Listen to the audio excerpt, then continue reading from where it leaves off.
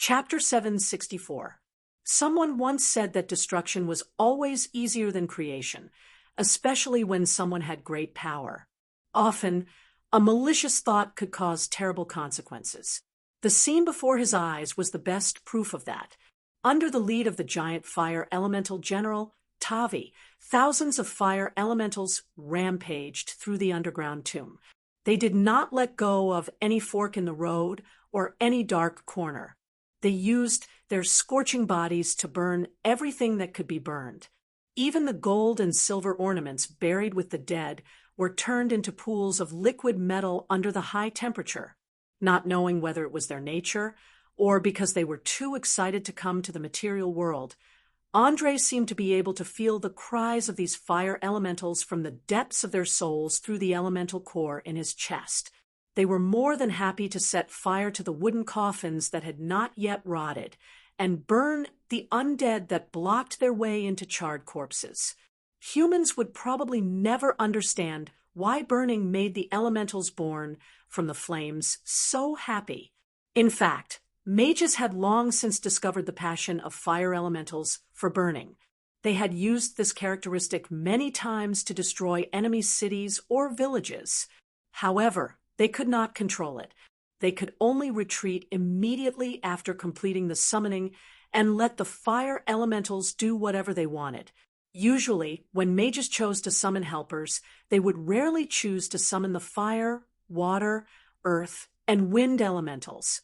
This was because they were not druids and had not signed any agreement with the elemental world. Every time they summoned, they needed to project their spirit into the world of the elemental to communicate.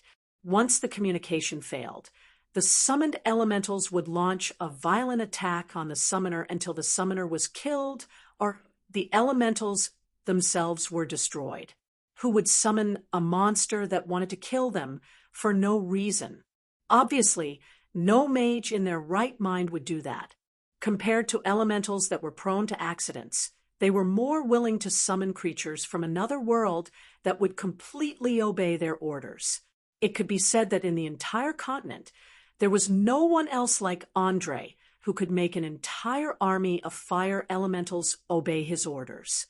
Therefore, every mage and apprentice present showed shock and fanaticism. In their view, since this young tower master had such great power, he was fully capable of conquering more regions. It was even possible for him to establish an empire in the southern region. One of the female mages who looked to be in her 40s gathered her courage and approached him. She carefully asked, "Honorable sir, may I ask, how do you plan to deal with this army of fire elementals?" "Handle it." Andre looked away from the magic mirror and frowned subconsciously. He stared at the average-looking middle-aged woman, not quite understanding what she was trying to say. That's right. This was an ultimate power that could destroy all resistance. Although I don't know how you managed to make the fire elementals obey you, as long as you have them in your hands, you can sweep through the entire southern coast. Not a single city will be a match for us. Think about it. When you gather all the rich city-states together, you will definitely be qualified to be crowned king. Power, wealth, reputation, power. Everything that mortals pursue in their entire lives is already within your reach. The lowly me is willing to offer all my loyalty and become your capable helper. The female mage was like a fanatic who had lost her mind, speaking in a loud voice that was full of temptation. It seemed that if Andre did not take this opportunity to do something big, he would be letting down the gift of fate.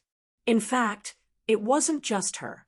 Even the other mages and apprentices looked excited. It was obvious that they wanted to go all out. What was the purpose of people living? Perhaps the noble paladins would answer: to preach kindness, justice, fairness, and the law. Lunatics who worshipped demons would say, to spread chaos and evil, and to use bloody sacrifices to please their masters. As for the majority of ordinary people, it was nothing more than the pursuit of better material comforts, as well as superior power and status. What was easier to fulfill these desires than to rely on a powerful mage who also controlled an army of fire elementals? No one in the world was an idiot, especially the mages whose intelligence was generally higher than average. They knew very well what kind of person they could rely on to bring them benefits. Just like a proverb in Oriar, those who were talented would never lack followers and servants. They did not even need to look for them. As long as they showed their strength and potential, there would naturally be people who would take the initiative to join them. Looking at the pairs of eyes that were full of desire and ambition, Andre smiled. He turned around and asked the bald mage standing beside him, "Angus, do you think so too?" "No, sir, I don't think rapid expansion is a good idea. Although we now have destructive power, there are too few people we can trust. Just ruling the Sardinia Islands is a bit strenuous, and large-scale expansion will lead to all kinds of problems. I personally suggest that it is best to fight steadily and take control of the islands first, then slowly infiltrate the land. After all, not every city has a mage organization like Lincoln City, so we don't need to be too anxious." Angus glared fiercely at the low-level mages and apprentices who planned to join in the commotion, and gave his suggestion very calmly. As one of the few trusted aides who knew Andre's true identity and purpose, he would not be as hot-headed as these short-sighted idiots around him. Build an empire? They dared to think about it. Ever since the collapse of the huge empire that ruled the entire South, the nobles had set off thousands of battles in the past few hundred years, but in the end, no one was able to do so. As long as the territory exceeded a certain extent, it would immediately start to fall apart due to all kinds of problems. Even a ghost would not believe that there was no interference from some forces. In the bald mage's opinion, rather than starting a war rashly, it was better to honestly calm down and strengthen the power of the mage tower. When the number of spellcasters exceeded a certain level, it would be easy to expand outwards. That's right, there are still some among us who can keep a clear head. Remember Angus's words. As mages, your first consideration is not how to obtain power, but to raise your own spellcasting level. After this army completes its mission, I will send them back to the fire elemental world, and no one will have any ideas about them. All right, this topic ends here. I'm going to capture a few captives now. All of you stay where you are, and report to me immediately if you find any suspicious signs." After saying this, Andre immediately buffed himself with mage armor and stone skin, and directly activated the teleportation ability of the ring, disappearing without a trace. Chapter 765. As soon as the main character left, a ferocious expression appeared on Angus's face. His eyes were like knives, fiercely sweeping through everyone present. After a full half a minute, he sneered and said sarcastically, "Not bad. You are really not bad. You actually dared to secretly join forces, intending to fight for power in front of the Tower Master. Is it because I have been too friendly to you? Or do you think that the Tower Master is still young, so you want to test whether he has enough wisdom to deal with these dirty and despicable matters?" As a Goral's mage who had participated in cruel political struggles, how could Angus not see the hidden meaning behind these little actions? But he never thought that these bastards would dare to ignore his existence. It was simply a slap in the face. After all, not long ago, he had promised Andre that the entire mage tower was under his control, and that there would not be any accidents. But now, in just a few days, someone had begun to try to seize power. If it was anyone else, they would not be happy. The middle-aged female mage lowered her head in fear and carefully explained, "No, Master, you have misunderstood. We were just shocked by the power displayed by the Tower Master and wanted to take the initiative to offer our loyalty. We did not mean to challenge your position. Please do not be angry." "Misunderstood? You think this is a misunderstanding? You think so too?" Angus narrowed his eyes and glanced at everyone, his whole body emitting a terrifying aura. Without a doubt, he intended to use his powerful personal strength to suppress everyone's rebellious consciousness. Otherwise, how could he carry out daily management in the future? And how could he become the acting tower master? The magic released by a level 9 mage was enough to form a substantial spiritual pressure.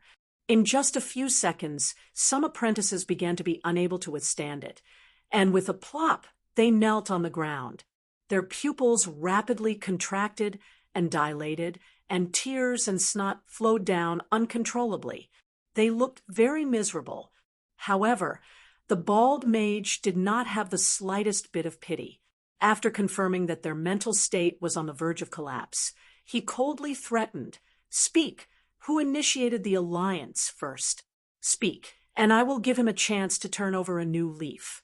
But if you don't speak, then don't blame me for teaching you a lesson in the future."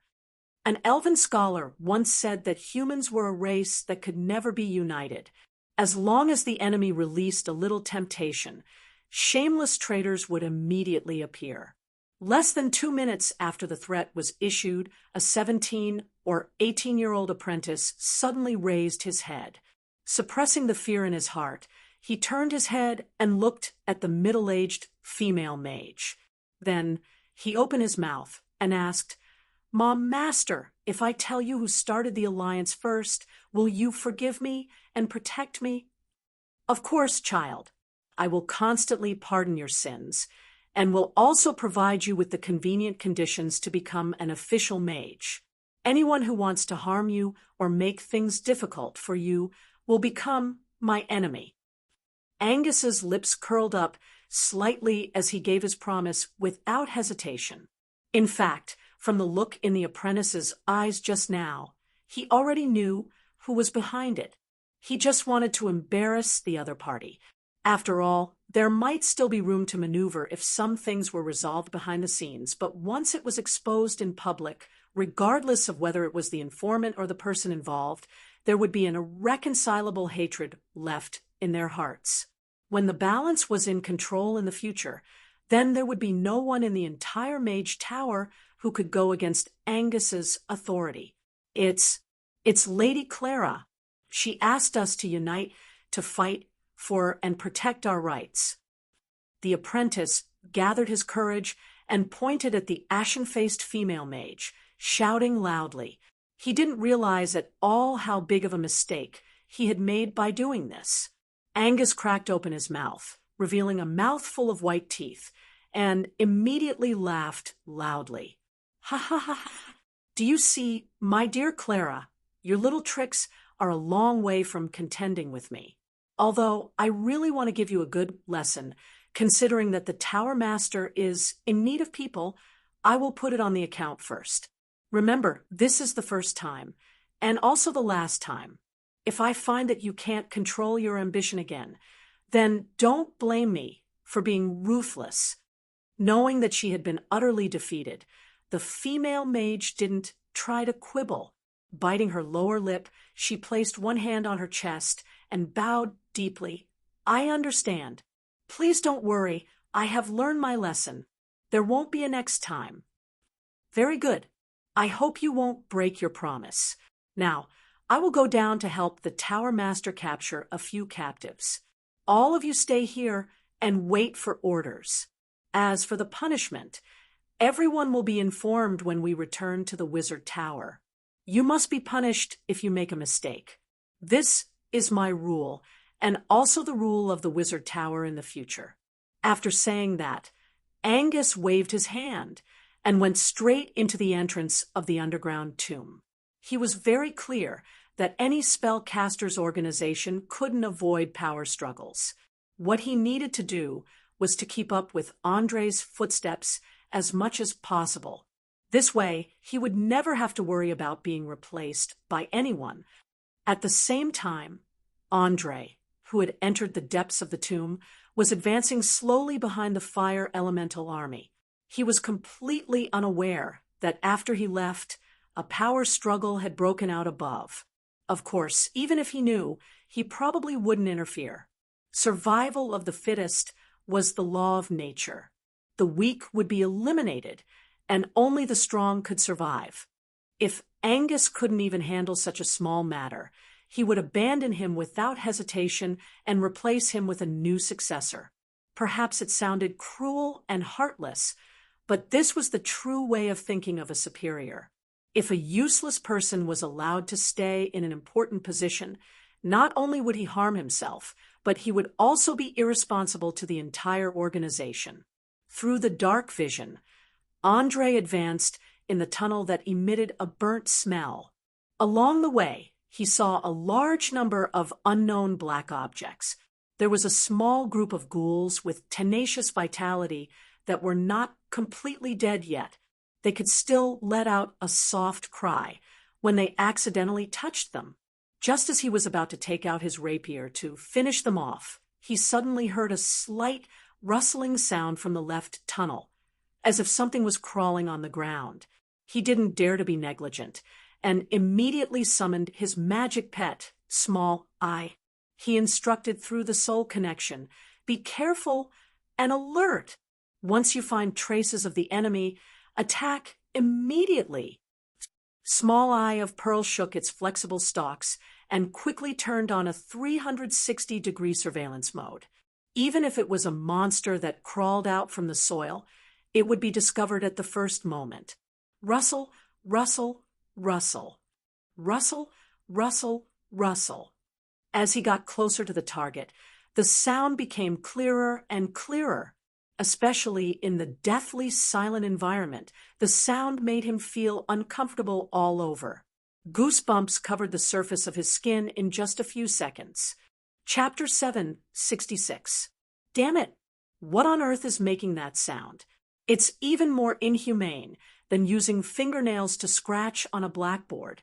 Andre gritted his teeth as he endured the physical discomfort. He really could not imagine what monsters or undead creatures could be hiding in the tunnel that had been plowed by the fire elemental army.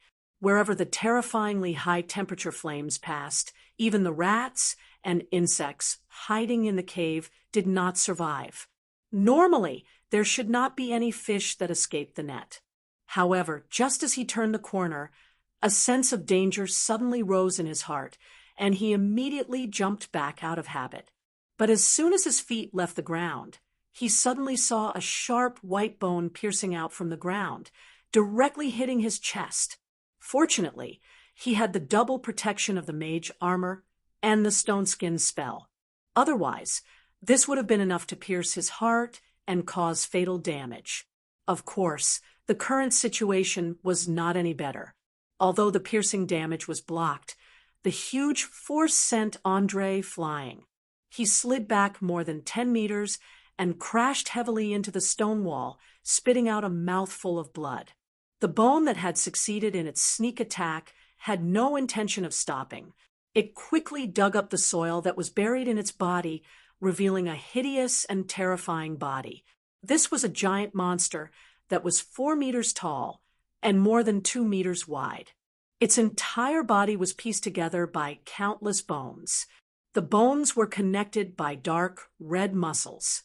From afar, it gave off a feeling that it could fall apart at any time. But it was this nondescript thing that released an unparalleled sense of oppression, especially the 2 giant bones on its upper limbs. They were like sharp scythes, and even if it scratched hard rocks, it would leave deep marks. Andre did not doubt that if he was hit directly, even with the protection of the stone skin spell, he would be cut in two. Without a doubt, this was one of the greatest masterpieces of necromancy magic, the skeletal golem. It was made up of the bones of more than a dozen medium or large creatures, and had been processed by special magic techniques. The hardness of the bones itself was not inferior to that of steel. Whether it was magic or physical resistance, it was outstanding. The most troublesome thing was that the skeletal golem itself had the characteristics of the undead, which meant that any form of negative energy or negative energy spells would have a healing effect on it. Seeing the giant magic golem rapidly approaching, Small Eye did not say a word. the main eye, and all of the stalk eyes immediately began to gather energy, instantly shooting out a dazzling light. Among them, the scorching rays shot out by the main eye burned a huge hole in the skeletal golem's chest in just 1 second. The other eyes shot out freezing rays, freezing the lower limbs and the ground firmly to buy time for their masters. Cough, cough, cough, cough. Andre, whose internal organs had been severely injured, laid on the ground, coughing and vomiting. The pain from his chest constantly stimulated his brain. There was no need to ask to know that he must have broken a few ribs. Without any hesitation, he took out a bottle of healing potion from his waist pouch and gulped it down. After the pain subsided a little, he immediately released the flesh puppet stored in his bracelet. Boom! Accompanied by a deafening noise, the Glabrizu puppet collided with the skeletal golem and began a crazy tussle. One of them was a perfect construct created through a series of complicated and strict casting processes, such as instruction, limited wish telekinesis, corpse manipulation, animating items, and so on. The other was a simple version that used the arm of a secondary demon lord, coupled with the powerful regeneration ability of the trolls. If the former was compared to a Terminator that was extremely difficult to kill, then the latter was a clone monster with unlimited regeneration ability. In terms of pure combat power, the skeletal golem had the absolute advantage. After all, it was not a living body in nature. It did not need to eat, drink, or rest. The flesh puppet was even better. On the contrary, it was essentially a body after brain death and was controlled by the soul of the fire element. If the muscle fatigue reached the limit, then it would soon be defeated. Of course, it was not easy to make the body cloned from the arm of a secondary demon lord feel tired. Under normal circumstances, without 3 to 5 hours of high-intensity fighting, it was unlikely that it would feel any fatigue. Bang! Bang! Boom! The two behemoths, each more than 4 meters tall, were entangled in a fight in the narrow tomb. They kept hitting the walls and the ground, and a large amount of soil fell from their heads. Even from dozens of meters away, they could feel the strong tremors. They were using practical actions to prove that they were worthy of being called killing machines. Anyone who dared to approach would be torn to pieces by the waving claws or bone spurs not long after. Exciting, isn't it? These vampires really left me a big surprise, but it doesn't matter. I was fully prepared before coming. Muttering to himself, Andre wiped the blood from the corner of his mouth and sneered as he took out the revolver hanging on his belt. When he came, he had already loaded it with 7 bullets with additional positive energy damage. He originally intended to keep them for the vampires, but now they came in handy in advance. After all, the skeletal demon statue itself had very strong resistance. Low-level spells could not cause any damage to it at all, and large-scale explosive spells, such as fireballs, could easily injure the flesh puppet by mistake. Therefore, bullets with strong penetrating power and a small killing range were the best choice. Slowly raising the barrel that was glowing with silver light, Andre aimed at the muscles at the skeletal demon statue's knee joint and pulled the trigger without saying a word. The moment the hammer hit the primer, an imperceptible light flashed on the butt of the gun, and the wrist was lifted a few centimeters out of thin air. Bang! Accompanied by a loud noise, the copper bullet directly broke through the sound barrier under the double acceleration of gunpowder and magic, releasing a strong white light. Immediately after, it pierced through the air at a speed that could not be seen by the naked eye, and accurately hit the muscles at the joint of the knee joint.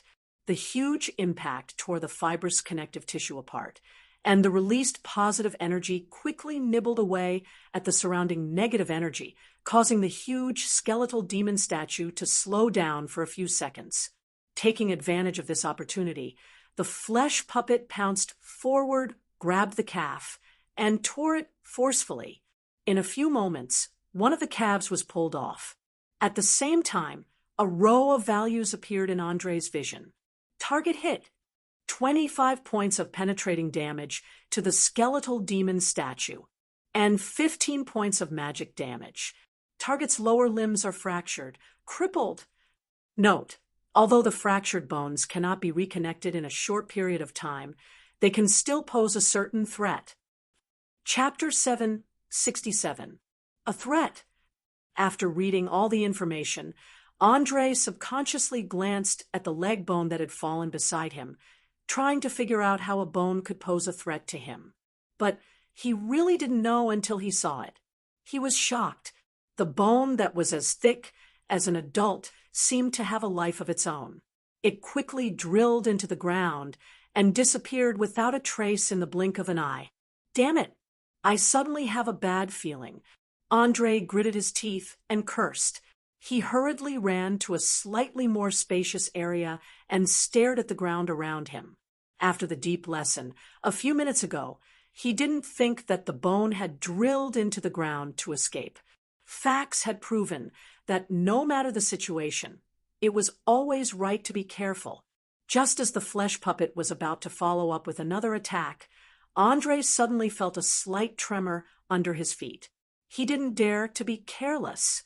He quickly ran into the distance, trying to use his speed to neutralize the attack from below the ground.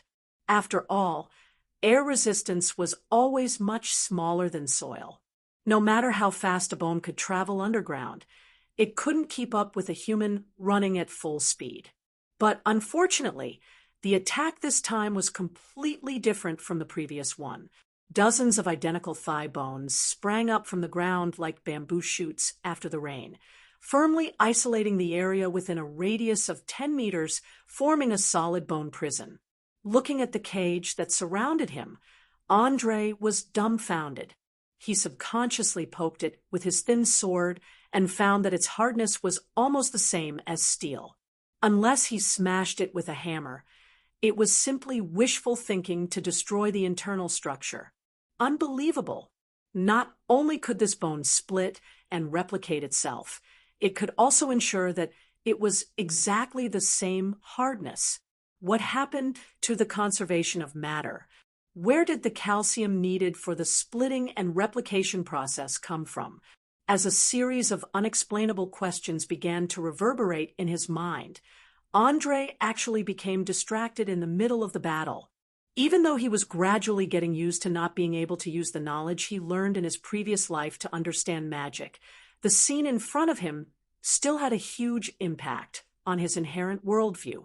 In the short moment he was in a daze, 2 black bats suddenly flew out of the vent above his head.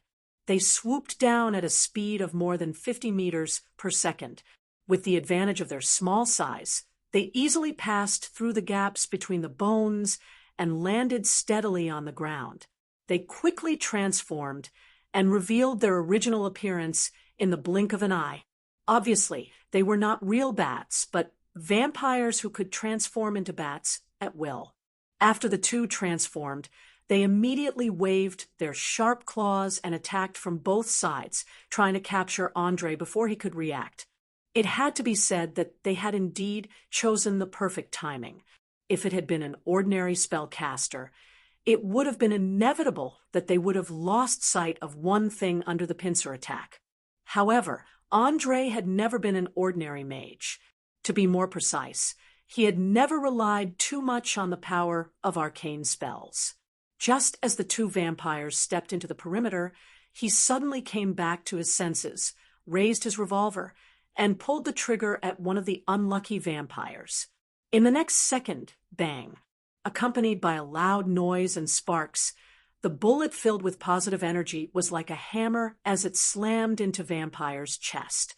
Vampire, who was completely unaware of the situation, only felt an indescribable force crash into his body, causing him to take a few steps back. He subconsciously lowered his head to take a look, only to discover that there was a fist-sized hole where his heart should have been. As for his heart, it had long been shattered into countless pieces of flesh. If not for the fact that vampires had tenacious vitality that was 10 times stronger than ordinary humans, he would have already become a corpse without consciousness. Of course, he only had a few seconds left to live, because the heart was the most important organ in a vampire's body. Once it was destroyed, it was very difficult to rely on one's own recovery ability to heal, not to mention that the wound was surrounded by a deadly positive energy. Kill him. Avenge me. On his deathbed, the vampire knew that he would not live and roared loudly at his comrade opposite him. No problem. I will suck the last drop of blood from this human for you. The other vampire's eyes were red, and he replied furiously, looking at the enemy close at hand. Andre was not the least bit nervous. Instead, he laughed contemptuously. Humph. Suck the last drop of blood from my body? I really don't understand where you get your confidence from. Arrogant human, you will regret killing a noble member of the Blood Clan immediately. I will use the cruelest method to kill you, then resurrect you and turn you into a mindless puppet. The vampire, who was harboring deep hatred, had obviously abandoned his rationality. He did not notice that the surrounding temperature had begun to rise rapidly, especially the faintly discernible sparks, as if a monstrous flame could be set off at any time. Noble? Ha. I don't think a rat like you, who can only live in the dark all day long. Where does your confidence come from? Andre used his thin sword to block the opponent's attack and sneered sarcastically. Perhaps vampires were indeed a relatively strong undead race, but this guy in front of him was really too weak before his transformation. He was probably only a little stronger than a normal person, with the standard of a level 3 rogue swordsman.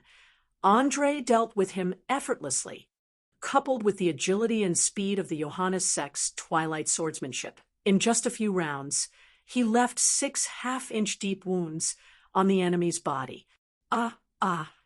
Damn bastard. You dare to make fun of me. I will kill you. Kill you.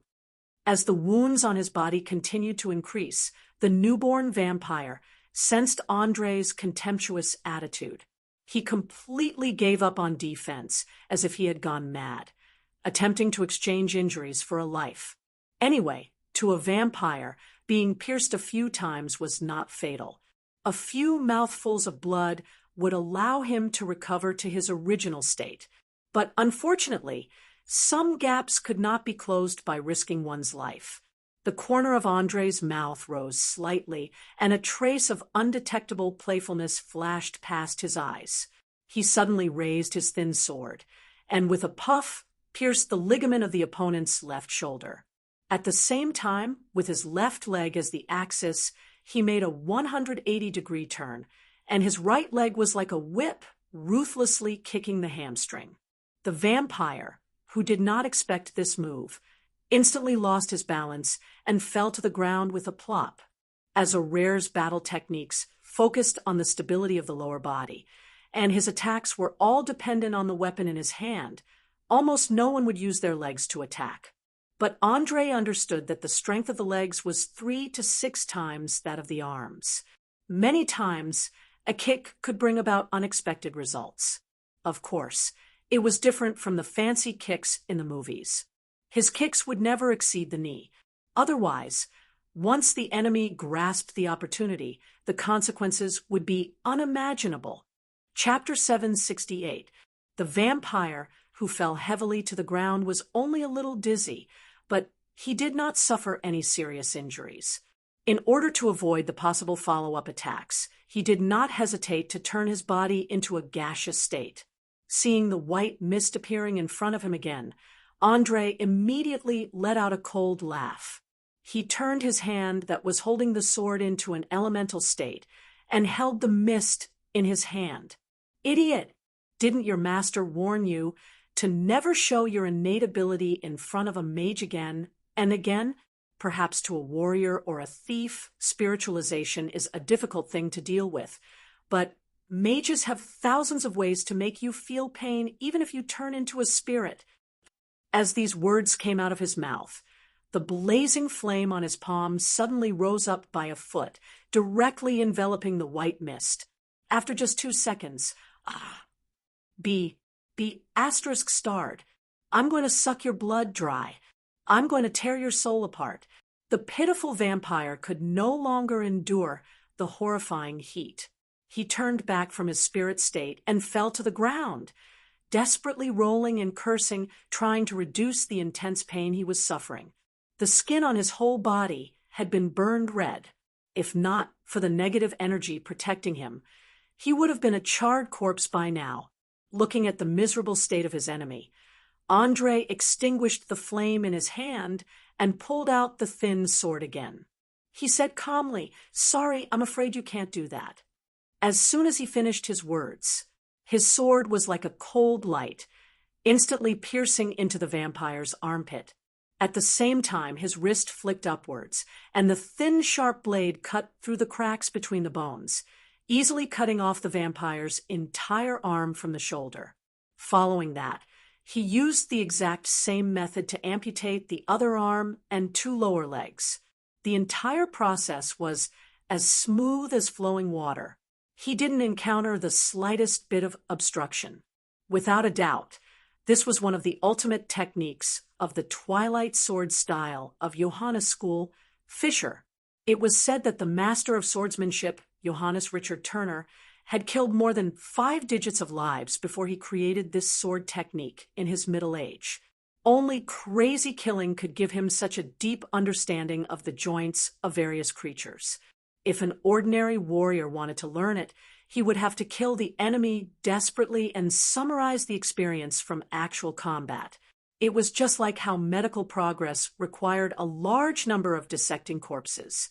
However, Andre obviously did not need to do that. The special power of the Eye of Arcane directly stored all of Johannes Richard Turner's experience in his brain. He could use any part of it at any time. This also meant that as long as his physical fitness was good enough, he could use any battle experience and skills freely after hearing it once. Although he could never cross the threshold of the legendary realm, it was enough to make 99% of the warriors feel envious, jealous, and hate. After doing all this, Andre lightly shook off the blood droplets on the thin sword. Without even looking at the enemy who had lost the ability to resist, he commented to himself, "Perfect killing swordsmanship. Nimble, swift, but not suitable for dealing with monsters with larger bodies." Johannes Richard Turner is indeed the strongest warrior in human history. To be able to create such a technique, it's no wonder so many people are eyeing his manuscript covetously. Although he was not used to close combat as a mage, he could more or less feel the power of the Twilight Sword style. Moreover, as the saying went, there was no harm in having more skills. It was always good to have more power. The newborn vampire who had been played until he was crippled seemed to understand that he was about to follow in the footsteps of his companions. Thus, he glared with 2 scarlet eyes and cursed with a face full of hatred. "Human, don't be too proud. We are only the lowliest servants under our master's command. You may be able to kill me today, but you are definitely not a match for our master. Just wait and see. He will bring you extreme pain and despair." "Is that so? That sounds terrifying. Tell me, who is your master? What is his purpose?" Andre kicked the vampire's wound and asked nonchalantly. In fact, he was very clear that low-level vampires were mostly controlled by their creators. Not to mention betraying them, they would not even have the slightest bit of such thoughts. Thus, he did not plan on getting any useful information from the vampire. You don't deserve to know our master's name. Pray, human, pray that our master won't find you too soon." As expected, the vampire who had lost his limbs was still stubborn. From his eyes, it could be seen that this fellow was completely unafraid of death, and even more unafraid of the possible torture that might follow. However, for a mage, there were many ways to obtain information. There was no need for the captive to speak. The corners of Andre's mouth curled up. He kept his weapon and immediately began to chant a spell. After a short few seconds, he completed the spell. He extended a finger and pressed it between the vampire's eyebrows. In an instant, a blurry image appeared in his mind. It was a male who was about 15 years old. He had long black hair, pale skin, and gentle facial features. He looked very short, less than 6 meters tall, but his whole body was emitting a strong negative energy. There was no need to ask to know that he was the master that the vampires spoke of. Obviously, this was a prophecy magic. Through some special medium, he could obtain information related to the target, although it was very easy to be disturbed, but under the premise of not alerting the other party, he could collect useful information. After obtaining the information he wanted, Andre did not hesitate. He immediately took out a wooden stake soaked in holy water and ruthlessly stabbed it into the captive's eye socket. Ah! The newborn vampire screamed as he struggled desperately. Not long after, he emitted a large amount of black smoke. When the last wisp of black smoke left his body, he completely turned into a pile of gray powder. Wooden stake dealt 100 points of magic damage to target. Due to attribute restriction, Vampire is completely destroyed. You've received 500 experience points. As a row of information appeared on his retina, Andre knew that this vampire had been killed by him. There was no possibility of resurrection. He began to shift his attention to the two behemoths that were still engaged in a life-and-death struggle. Due to the lack of a leg, the skeletal golem had lost its ability to move. It could only lie on the ground, waving its scythe-like upper limbs and cutting open wounds so deep that the bones could be seen. If it was a normal creature, it would have been cut into pieces by now. However, it was a pity that the flesh golem was not a normal creature. It had inherited the recovery ability of trolls and only needed a few seconds to heal its wounds.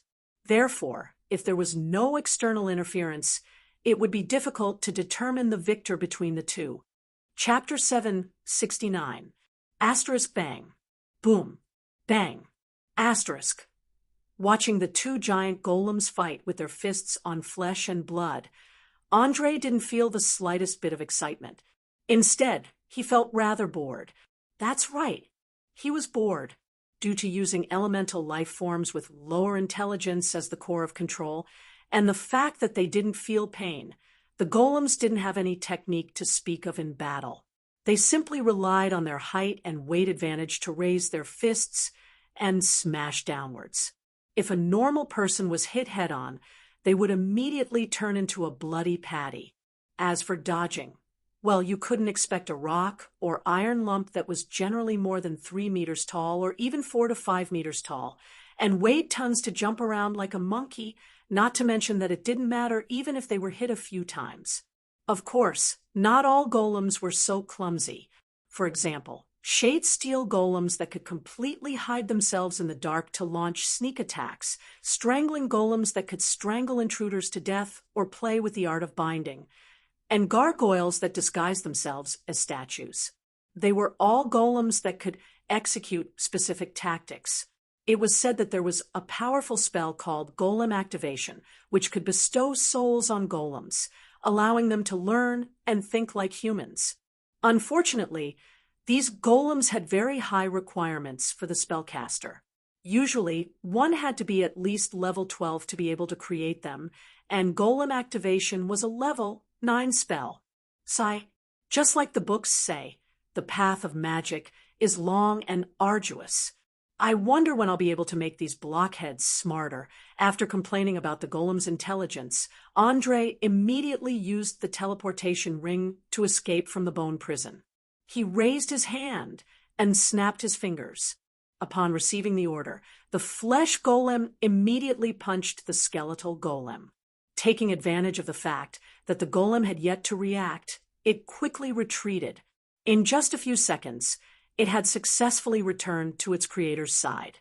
Andre stretched his muscles and took out another fireball magic wand from his waist, muttering to himself, "The next two will be delightful explosions and barbecue time. Let me see how hard your bones are." After saying that, a small orange-yellow fireball shot out from the top of the ruby, ruthlessly hitting the skeletal golem and causing a violent explosion. Boom. However, a golem was a golem. Even the weakest golem couldn't be dealt with by a mere 1 or 2 fireballs. Dragging its gigantic body, the skeletal demon golem stared at the flames and shockwaves as it crawled rapidly on the ground. Other than the fact that its bones were slightly blackened, there seemed to be nothing out of the ordinary. In reality, a rank 3 arcana spell that could easily turn a normal person into mincemeat had only dealt less than 5 points of damage to it. Most of the damage had been absorbed by the special magical materials that had been applied to the bones. It was far from enough to destroy it. All right, looks like 1 shot isn't enough. Let's have a few more. According to the theory of the Church of Fireball, there's nothing in the world that can't be solved by fireballs except fire elements.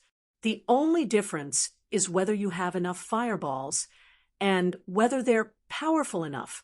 Andre recalled some of the strange sayings he had read in his previous life and smiled as he continued to shoot fireballs.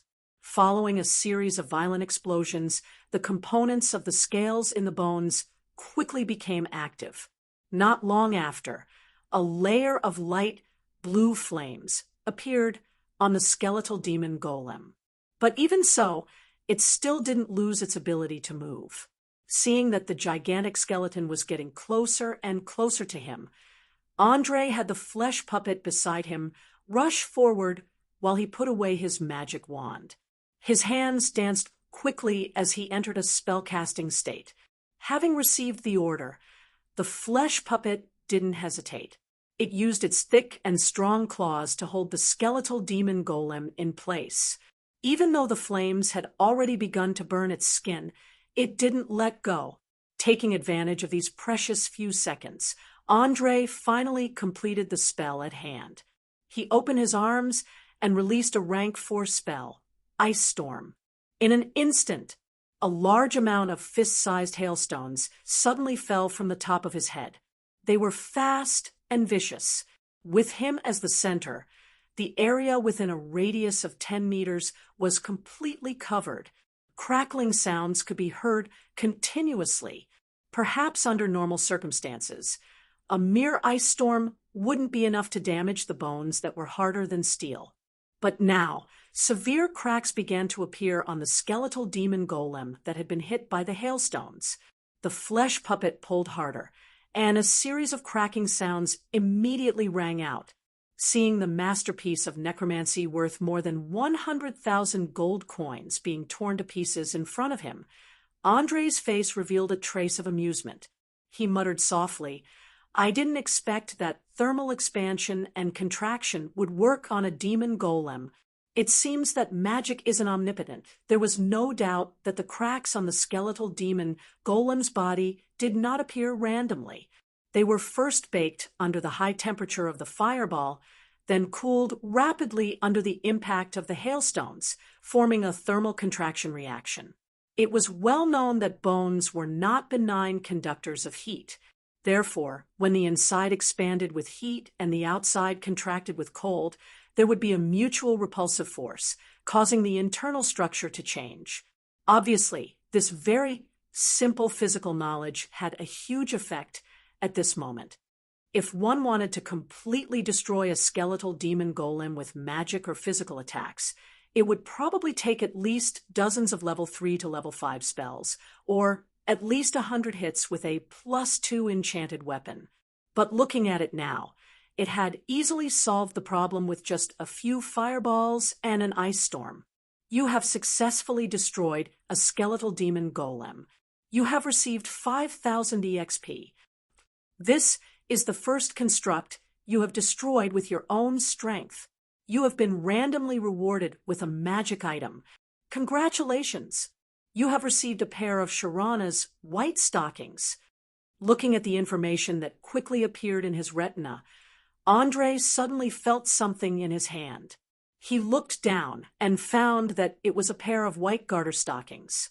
As for whether it was for men or women, he wasn't too sure. But from the name Sharana, he personally preferred to use it for women. After all, in Orire, stockings, high-heeled shoes, corsets, and other things were not exclusive to women. Many noble men would also wear them when attending grand banquets. It couldn't be helped.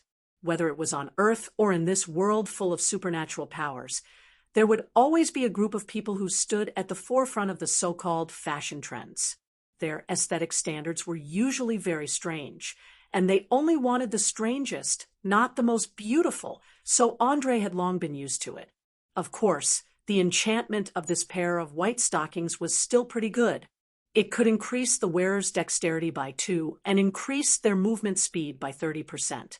Andre planned to give it to Chloe or Black Lily Bonnie when he got back. In any case, he would rather die than keep it for himself. It was too perverted. Chapter 770, rolling up the white, translucent socks and stuffing them into his pocket, Andre went to the remains of the skeletal golem and carefully rummaged through it. Not long after, he found the core of elemental energy amidst a lump of charred flesh, and sealed within it was the soul of an earth elemental. Even though the golem's entire body was made of gold coins, the most valuable part of it would definitely be this little toy that could continuously provide power from afar. As for the soul of the earth elemental, he did not hesitate to extract it and release it. This was because in the process of making a golem, in order to ensure 100% obedience to the Creator, most mages would modify the elemental soul. If a new one was not changed, then the new golem made with this core would still obey the orders of the original owner. In addition, Andre also collected some vampire blood and fangs. They were all rather good magical materials that could add a blood-sucking effect to weapons. Just as he finished all this, and was about to head to the deepest part of the tomb, he suddenly heard Angus's voice in his ear. "Sir, I have already caught Cecil, who has turned into a gaseous state and was trying to escape." After some simple questioning, he confessed that he was serving a direct descendant of a powerful vampire family, and his goal was to seize our mage tower. As for the specific details and the name of the mastermind, he refused to reveal it no matter what. "May I ask if I should bring him to you now, or escort him back to the dungeon of the Mage Tower and slowly interrogate him?" Obviously, this was a level 0 magic communication spell that allowed two people who were not far from each other to whisper to each other. A direct descendant of a vampire family? Andre subconsciously frowned. After a few seconds of consideration, he also responded with the same communication spell. "Escort him back to the dungeon of the Mage Tower first. I have just been attacked by 2 newborn vampires and a skeletal golem. I am now planning to head to the lowest level of the tomb to check if there are any fish that have escaped the net." Skeletal golem. Angus let out a cry of surprise, and then immediately asked with concern, "Are you all right? Do you need me to go back to the Mage Tower and bring a few golems over?" As a mage from the Magic Kingdom of Gorrs, he was well aware of how difficult it was to deal with the skeletal demon statue, especially with its high damage reduction. Many intermediate mages had used up all their spell slots and magic items to no avail. "No, there's no need for that. I've already destroyed the skeletal demon statue. It must be Cecil's last resort to stall for time or divert attention. Furthermore, there are so many fire elements. The enemy won't be stupid enough to launch an attack at this time." Andre rejected his subordinate's suggestion without a second thought. From his point of view, with Cecil captured and all the undead creatures in the catacombs wiped out, today's mission had already been completed. All that was left was to tie up the loose ends, and there was no need to complicate matters. After all, the golems were too big. Once they appeared, they would be noticed immediately. Anyone who wasn't an idiot would associate it with the underground wizard tower. Well, please be careful, although I don't think there is anyone in the Sardinia who can kill the Flaming Duke. Hearing that the skeletal demon statue had been destroyed, Angus secretly heaved a sigh of relief. He didn't insist on anything else and quickly cut off the communication spell. Andre directly put the flesh puppet into the bracelet and quickly moved down the path that the fire elements had taken. It didn't take long for him to arrive in front of a door made of bronze. Thousands of fire elements gathered densely at the door. For some reason, they hesitated and refused to move forward, as if they were afraid. What's going on? Why did they stop? Andre carefully avoided his robe from coming into contact with the surrounding flames, while quickly passing through the crowd of fire elements and coming to the front. The flame general, who called himself Tavi, pointed at the inscription on the door and explained, "Look, there's an evil spell on it. We can't pass through." Following the direction that his arm was pointing at, Andre immediately saw a row of cuneiform words that he had never seen before. Without any hesitation, he quickly cast a reading spell and quickly understood the meaning of the words. "I have been abandoned by life. Joy, joy, and love have all left me along with the scorching blood. I have been rejected by death. Sorrow, jealousy, and pain have all come to me along with the cold darkness. I have wandered between life and death, tormented by the curse of heaven's wrath. I desire to taste the blood and soul of living creatures again. I walk among the living and the dead, fiddling with light at any time, day and night, seeking the release of endless killing or the relief of eternal sleep. I am the immortal. Behind the door is our kingdom. If the living want to pass through, they must first kill themselves, or their souls will be tortured forever." As the last line of words was deciphered, Andre instantly realized that this bronze door was the portal mentioned in the book of necromancy. As the name suggested, the portal was the gate between worlds. Outside the door was the material world, and inside the door was the underworld or the plane of negative energy. If it was the plane of negative energy, it would be easier to deal with it with spells to defend against negative energy. However, if it was the underworld, then the moment one stepped through the door, they would be stripped of their right to live. Their body and soul would be forcefully torn apart, and they would become half-alive monsters. According to the rules set by the god of death, living creatures were not allowed to enter the world of the dead. Unless they were strong enough to go against the rules set by the god himself, it was simply wishful thinking to want to be safe. Many powerful undead who had the ability to cast spells and did not want to be disturbed by the living would choose to build such a door near their nest to avoid being disturbed by greedy adventurers. Feeling the rich negative energy coming from the door, Andre frowned and pondered for a few minutes. Once again, he released the flesh puppet and ordered in a low voice, "Go! Find out what's behind the door." "Yes, master." The demon-like puppet nodded, turned around, pushed open the door, and rushed in. It was a pure creation of magic, so it did not belong to the living, nor did it belong to the dead. In the blink of an eye, it disappeared into the pitch-black darkness. Due to the obstruction of the portal, all detection spells were ineffective. Andre could only stand where he was and wait for the news. In fact, after the magic I made by Angus passed through this bronze door, he quickly lost contact with it, so he did not waste precious spell slots on useless work. Time passed by minute. About 10 minutes later, there was a sudden slight vibration from the stairs leading to the lower level. Following that, the huge figure of the flesh puppet slowly emerged, carrying a jar in one claw and a sack on its shoulder. It seemed to have brought back everything it thought was valuable. Chapter 771. Report. We found a strange jar. 71 items of various types have all been brought back. Other than that, We also found an underground river in the crevice below. From the faint smell of blood in the air, it should lead to the ocean. Throwing the items in its hands on the ground, the flesh puppet began to report everything it saw. However, due to the low intelligence of the elemental spirit, there was not much useful information. After listening, Andre rubbed his chin thoughtfully and muttered to himself, "An underground river that leads to the ocean?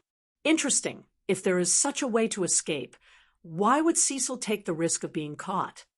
As everyone knows, those who can become mages may be cruel, selfish, extreme, and crazy, but they are definitely not idiots. He could not understand at all why would a spellcaster with superior intelligence give up a safer route. It was completely illogical. As the saying goes, the more a smart person thinks about a problem, the more complicated it becomes. Andre was also a smart person, so the common problem of smart people was especially obvious in him. In a moment, all kinds of possibilities began to appear in his mind, but in the end, because he lacked the necessary evidence, he could only leave it as it was. Helplessly, he could only temporarily give up on his wild thoughts and pointed at the jar that was emitting a cold aura. "Open it." "Yes, master." The flesh puppet opened its sharp claws and directly tore open the sealed lid on top, revealing a male corpse wearing a black suit. It looked like it died not long ago. The pale skin and sharp teeth proved that it was a vampire when it was alive. The cause of death was a fist-sized hole in its chest. Because it was an undead, the corpse did not rot due to the hot weather. The expression of disbelief and fear on its face was still intact. A vampire killed in a vampire's lair. Things are getting more and more interesting. Andre carefully examined the corpse, squinting his eyes and muttering softly. There are no traces of positive energy or magic damage. From the extent of the torn muscles, it is most likely caused by a pure physical attack. But what kind of weapon could do this? Spear? Warhammer? Fist sword? It doesn't seem like it. Obviously, he did not receive the relevant training of a forensic doctor, so he could not get many clues from the corpse. The only thing he could be sure of was that this vampire was severely frightened before he died, so he did not resist in time. There was no fighting. There was no struggle. There were no traces of magic either. It was as if someone had suddenly rushed in from the front and dealt a fatal blow to the deceased. After checking the body, Andre checked the bag again. More than half of the items were related to necromancy.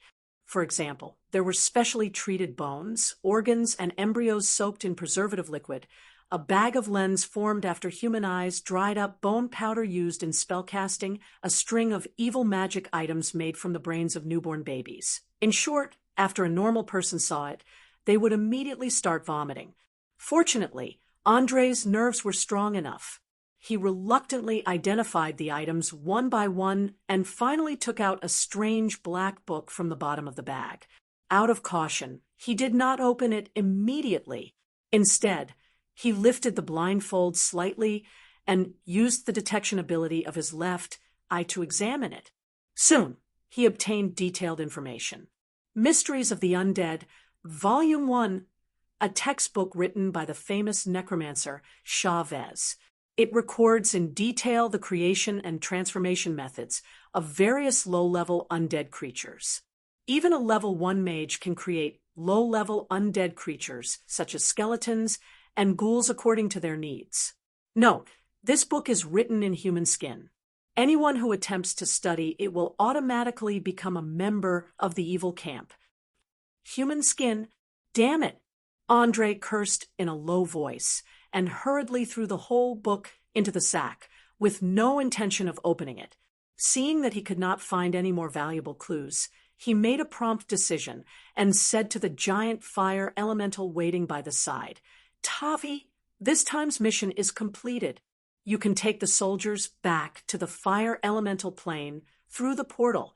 Thank you for your help. If necessary, I will summon another one." "As you wish, Honorable Duke." "We are very happy to serve you." After that, the flame general bowed and turned around, leading thousands of fire elementals, and ran in the direction of the portal. Watching these pure fire elementals disappear at the end of the passage, Andre sighed slightly and signaled the flesh puppet beside him to pick up everything. Then, he immediately contacted the mage tower. A second later, 2 strong white lights flashed and disappeared without a trace. Accompanied by dizziness and a strong urge to vomit, Andre appeared in the portal room of the mage tower. Before he could recover from the side effects of the portal, he saw Angus hurriedly walking towards him and bowing. "Your Excellency, welcome back. Did you find anything in the depths of the tomb?" "Yes, I found a lot of very uncomfortable things. I brought them back. You can see for yourself." Andre pointed at the sacks and jars behind him. Following the direction of his finger, Angus finally noticed the ferocious flesh puppet. His pupils instantly shrank, and he exclaimed loudly, "Arcane above! A Glabrizu!" He could not believe that he could see such a terrifying high-level demon in the material world. His whole body could not help but tremble. Glabrizu had a challenge rating of 13 in the Book of Monsters. Not only were they proficient in close combat, but they also had a large number of spells. They were completely nightmarish enemies. No mage would be willing to fight a Glabrizu head-on. At least, they would not have such thoughts before mastering arcane spells of level 7 or above. Seeing the bald mage's nervous eyes, Andre smiled and shook his head, explaining, "No, don't be deceived by its appearance. This is only a construct with the appearance of a Glabrizu. Now, tell me, where is Cecil locked up? I have a lot of questions for him to answer." Hearing that the demon in front of him was not real, Angus immediately let out a sigh of relief. He wiped the sweat on his face and answered with a bitter smile, "Cecil is locked up in the innermost anti-magic prison on the 2nd basement floor. I have confiscated his belongings. If you need to, you can go to the warehouse area to check at any time. Also, I have to remind you that it is best not to let too many people see this flesh puppet. Otherwise, it will cause unnecessary trouble." Chapter 772. Dark, gloomy, damp. The air was filled with a pungent stench. This was the lowest level of the mage tower, the prison area. Every single cell's walls and doors were engraved with complex magical patterns. Any form of arcane magic, divine arts, innate ability, or mental ability would be ineffective here. Unless one could rely on pure physical strength to smash through a meter of granite or break open a half-foot thick steel plate, escaping from this place would be a pipe dream. Of course, the prisoners locked up in this kind of prison weren't ordinary. There were cruel and cunning monsters, as well as strange people with special abilities. In short, anyone who couldn't be locked up in Valen City's ordinary prisons would be sent here. Some of them would become the mage's research subjects, while others would be locked up until death. In any case, there was no hope of leaving this place alive. Passing through the narrow passageway, Andre could see all sorts of faces in the cells on both sides. Their voices were filled with madness, threats, curses, and pleas. "Damn mage, let me out, or I'll tear your throat apart. I beg you, please let me go. I won't dare break the rules again. He, ha ha ha ha. Kneel. All of you kneel. I'm your king. Hey, young man, come over here.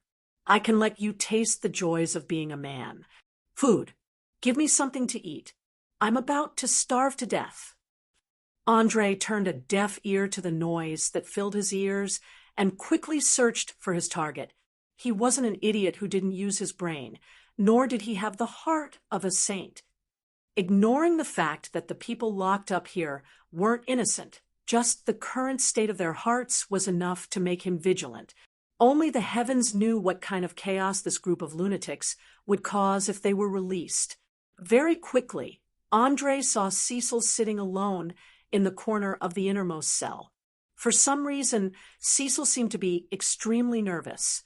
His two red eyes stared at the tips of his feet, no matter how noisy the shouting outside was. He didn't have the slightest bit of interest. "Don't you want to say something to me?" Andre stood outside the door and asked through the palm-sized window. Cecil expressionlessly raised his head and glanced at him. He immediately shook his head. "No, we have nothing to talk about. I won't confide in anyone but Gerald Jenkinson. If you want useful information, let him come in person." "Gerald Jenkinson?" Upon hearing this name, Andre couldn't help but smile and immediately explained, "I'm sorry, we can't fulfill your request because you'll never see Gerald Jenkinson alive. He's dead. He died at my hands. Now, I'm in charge of this mage tower. Do you want to talk to me?" "What? Gerald Jenkinson is dead? This is impossible." Cecil abruptly stood up from the ground, his face filled with shock. In his impression, Gerald Jenkinson was a perfect mage. He was smart, wise, prudent, self-disciplined, and decisive. Apart from a bit of enjoyment, he had no other flaws. Wanting to kill a 12th level defense mage like him wasn't any easier than stealing the treasure of a giant dragon. After all, a giant dragon would sometimes take a nap. However, Gerald Jenkinson almost never made a mistake. Looking at Cecil's doubtful eyes, Andre calmly explained, "Nothing in this world is impossible. If you think something is impossible, it can only mean two things. First, you're too weak, so weak that you can't even think of resisting. Second, you haven't found the key point. Although Gerald Jenkinson was indeed a formidable spellcaster, it doesn't mean that he was invincible. In order to kill him, I made a series of preparations. The whole process was very thrilling, and I almost failed. Fortunately, fate stood on my side in the end. Therefore, he died, and I became the new master of the Mage Tower. I swear in the name of Arcane, there is nothing false about what I said." What could be more profound than describing a soul-stirring assassination in an extremely calm tone? Not to mention, he even added a very important guarantee at the end. Looking at Cecil's expression, it was obvious that his heart wasn't calm. If it wasn't for the fact that vampires didn't have strong emotional fluctuations, he might have immediately shouted out in excitement. He was very clear that in order to seize control of the Mage Tower, his master had set up many hidden pawns. However, in the end, he didn't dare to take any risky actions because he was afraid of being discovered by Gerald Jenkinson. After all, not everyone had the courage to face a 12th level defense mage. Moreover, this mage was in control of a mage tower. Now, all the preparations he had made were in vain. With the death of Gerald Jenkinson, Cecil had realized that this young man's way of thinking was completely different from the former. His master's plan was probably going to fail miserably. After thinking this through, he took a deep breath and walked to the front of the door. He bowed deeply. "Please allow me to retract my previous suspicions and apologize to you. Let me introduce myself again. My name is Cecil, a mage specializing in necromancy. At the same time, I am also a derivative under the control of a vampire noble. I accept your apology. Also, my name is Andre Blanchflower, the 20th Flaming Duke." Saying this, Andre extended a finger and ignited the blue flames of fury. This is... Oh, my God! The chosen of the Lord of Raging Flames has once again appeared in the material world. No wonder you could kill Gerald Jenkinson. Cecil clearly recognized the origin of the blue flames and became a bit incoherent for a moment. He simply couldn't believe that the Flaming Duke, who had disappeared for hundreds of years, would actually appear in such a remote place like the Sardinio Islands. Andre extinguished the flames in his hand and waved his hand with a smile. "No, when I assassinated Gerald, I didn't use the power of flames. I relied on my wisdom. You have to understand that for a mage, whether it is relying on some kind of formidable power or being overly superstitious about arcane magic, it is not advisable. We are wise, and we have to learn how to solve problems with wisdom. Only barbarians and beast men can think about violence. All right, enough of the nonsense. Now tell me everything you know. I want to know more about your master, especially about his origins. Chapter 773. In response to Andre's direct question, Cecil chose to remain silent. Separated by a door, the two of them stared at each other. After a full minute, they both revealed a smile. Without a doubt, they were both smart people. They understood what the other wanted and what they could offer.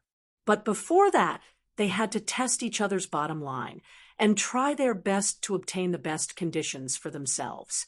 Cecil, who knew that he was at a disadvantage, hesitated for a moment before saying, "Promise, I need a promise. Promise me that after I tell you these secrets, you will not use any means to get rid of me." I have to say that you are very smart and very sharp. You are actually able to sense that I want to kill you. Don't you want to ask why? When Andre said this, even though he had a smile on his face, his eyes were filled with a sharp, cold light.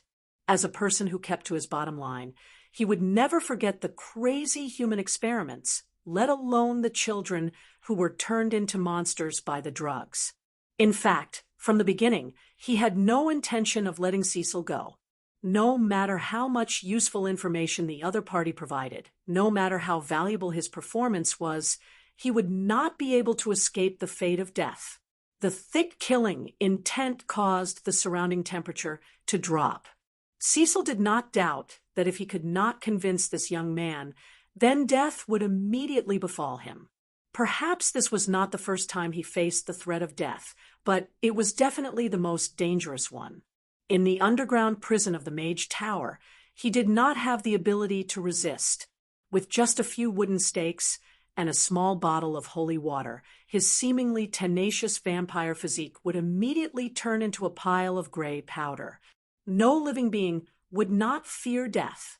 Even vampires, who were undead creatures, were no exception. Fortunately, Cecil was someone who had seen many big scenes. He quickly calmed his emotions and took a deep breath before asking, Why do you want to get rid of me? Could it be that I have accidentally offended you in the past? No, you have not offended me. It's just that there are some things that make me feel very disgusted. You know, your so-called enhancement drug has brought a terrible disaster to the children of this city.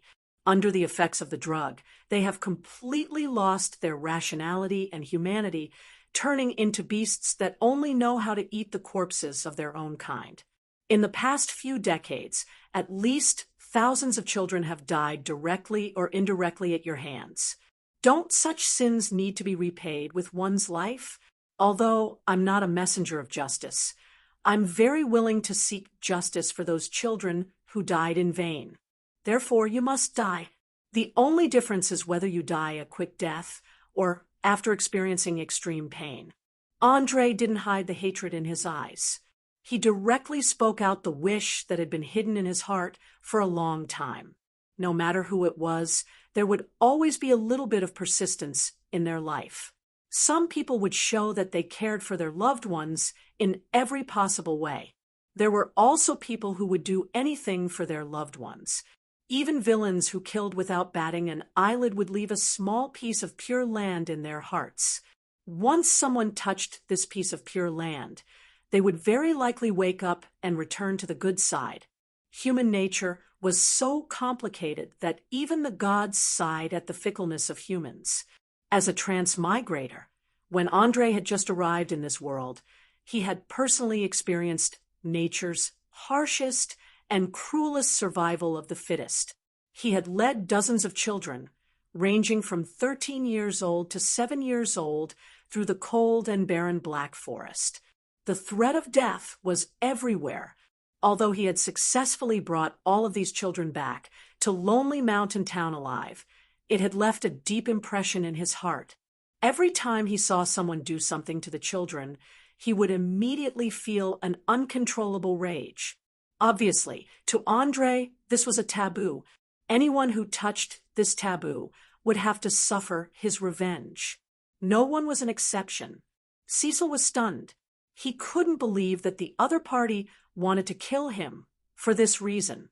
One had to know that he was a noble mage who possessed a brand new potion formula. As long as he was willing to sign a contract guaranteeing his loyalty, all the cities in the south would open their doors to him. Furthermore, Valen City was a place filled with chaos and evil. Almost every day, there would be prostitutes who became pregnant due to unexpected circumstances. Some of them would think of ways to abort the child, while others would give birth to the child as soon as possible and sell it to human traffickers. There were very few who were willing to raise the child themselves. It could be said that these children were destined to have a tragic fate from the moment they were born. Even without the existence of magic potions, more than 70% of them wouldn't live to adulthood. From Cecil's point of view, he was only using the children who were destined to die for an experiment. How did this become a sin that needed to be repaid with his life? He didn't want to die. Thus, he clenched his fists and argued loudly, "No, you can't kill me. Maybe I was the one who invented the potion, but the one who ordered to use the beggars for experiments was the pirate King Francis. He should be the one you want to take revenge on." Andre was unmoved. He didn't even bother to explain what cause and effect was, as well as the role of inducement in the development of the situation. He only replied with a cold voice, "Don't worry. Francis will soon pay the price for his actions. Please don't shirk your responsibility. Your death has already been decided, and no one can change it. Now tell me, do you want to die quickly, or do you want to have a taste of the little surprise I've prepared?" "No, no, no. You can't do this to me. I have information that you want to know. You don't understand how terrible my evil master's plan is. You'll regret it. You'll pay the price. A painful price. I guarantee that you won't get any information." Seeing that there was no escape, Cecil finally couldn't maintain his calm and began to hysterically shout. His two red eyes instantly became even redder. "Price? Maybe. Any choice means that you have to pay the price. But the difference is that some people will regret their choice, and some won't. Unfortunately, I belong to the latter.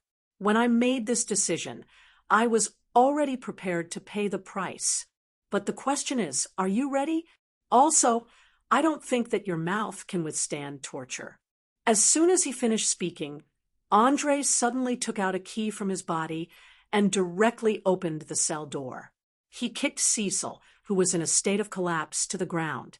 Then he dragged him to the corner of the wall and firmly fixed him on the scaffolding. Then he began the inhumane torture. Chapter 774. Everyone knew that vampires had strong self-recovery abilities, so they didn't have to be as careful as normal people when torturing them. Even if they were cut in half at the waist, it wouldn't be a problem. After all, they just needed to replenish some fresh blood, and they would be able to jump around again. In order to magnify the fear and pain in Cecil's heart, Andre had people send a few mirrors to surround him. At the same time, he ordered them to pour crushed garlic into Cecil's mouth every 10 minutes. Although these things were nothing to humans, they were quite unbearable for vampires.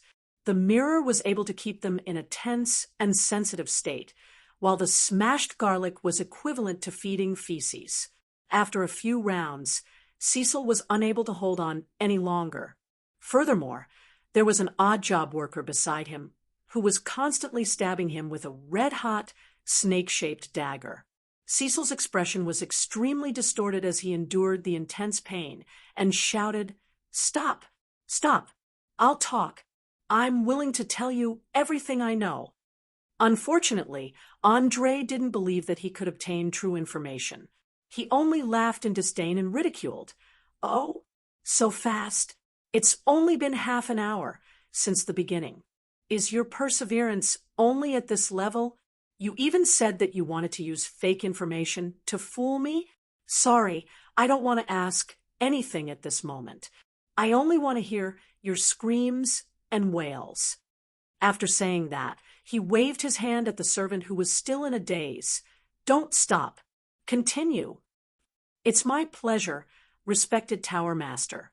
The servant who was usually in charge of delivering food to the prisoners sneered and bowed. He picked up a red-hot iron and pressed it between Cecil's legs. Ah! The unbearable injury caused him to struggle and tremble violently. Snot and tears flowed out uncontrollably. If it wasn't for the fact that the vampire's excretory system had been abandoned, it was likely that he would have pissed in his pants. After all, as one of the biggest weaknesses of a man, the area between the legs could be considered the densest neurons. Its sensitivity was no less than the eyes. If a normal person was hit by this, they would immediately faint even if they didn't die. However, Cecil possessed the vampire's powerful regenerative ability. Not only did he not fall into a happy coma, his burnt lower body was rapidly recovering.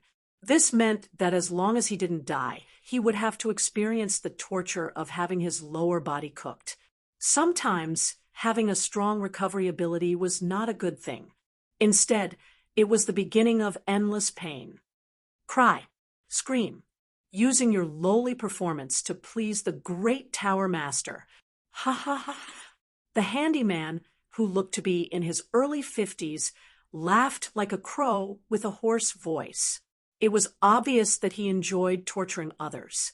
Perhaps it was because the subject of the torture was a mage who used to work in the tower, so he was particularly excited today. He kept showing off his interrogation skills, especially since he did not have to worry about killing the prisoner. He almost dared to use any kind of trick he could think of.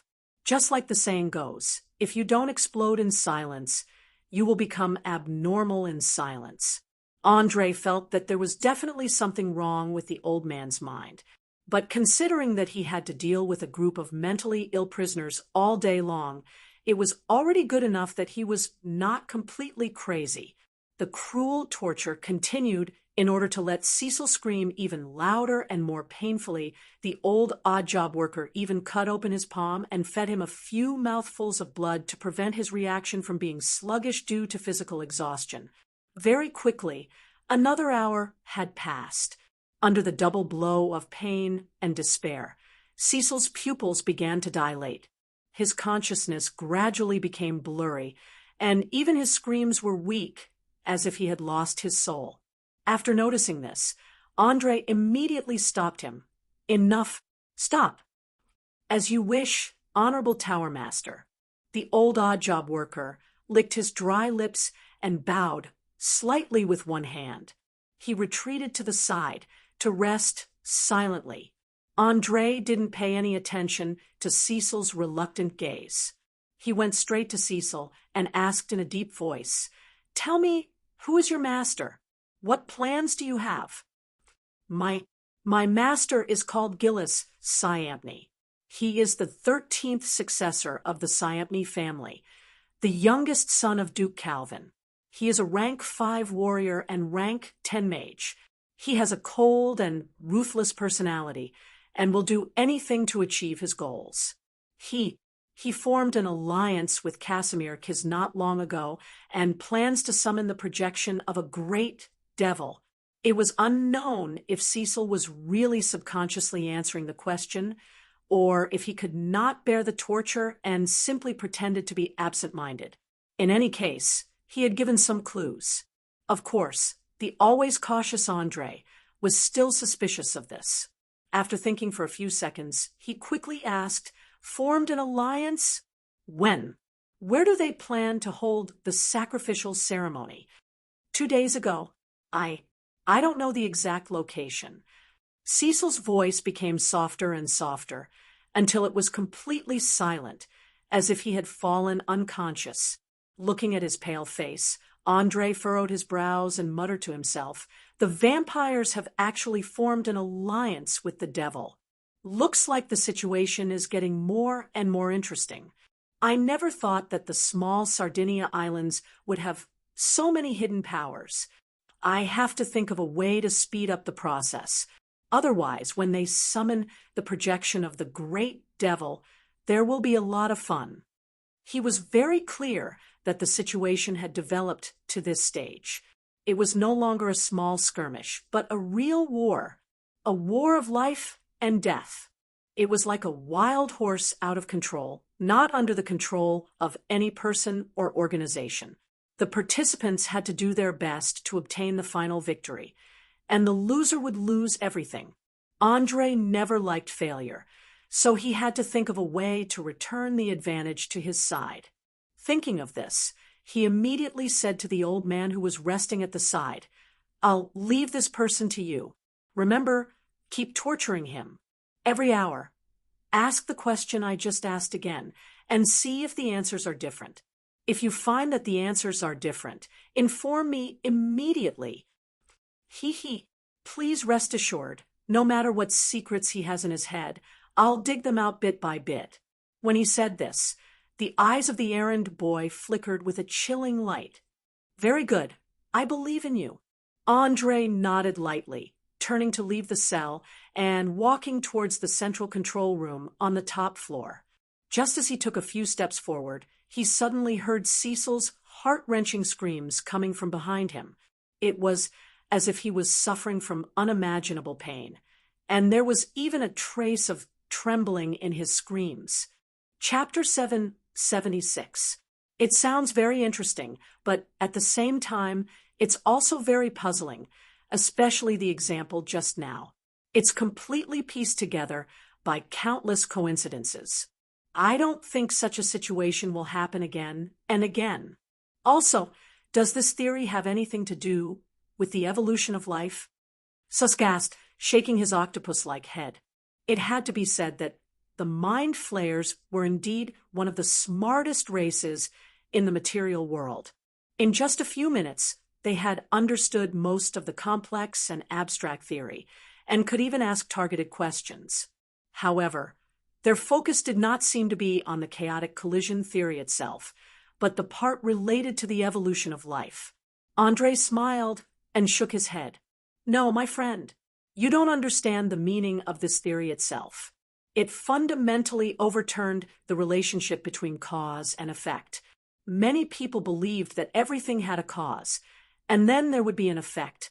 The relationship between the two was like a straight line.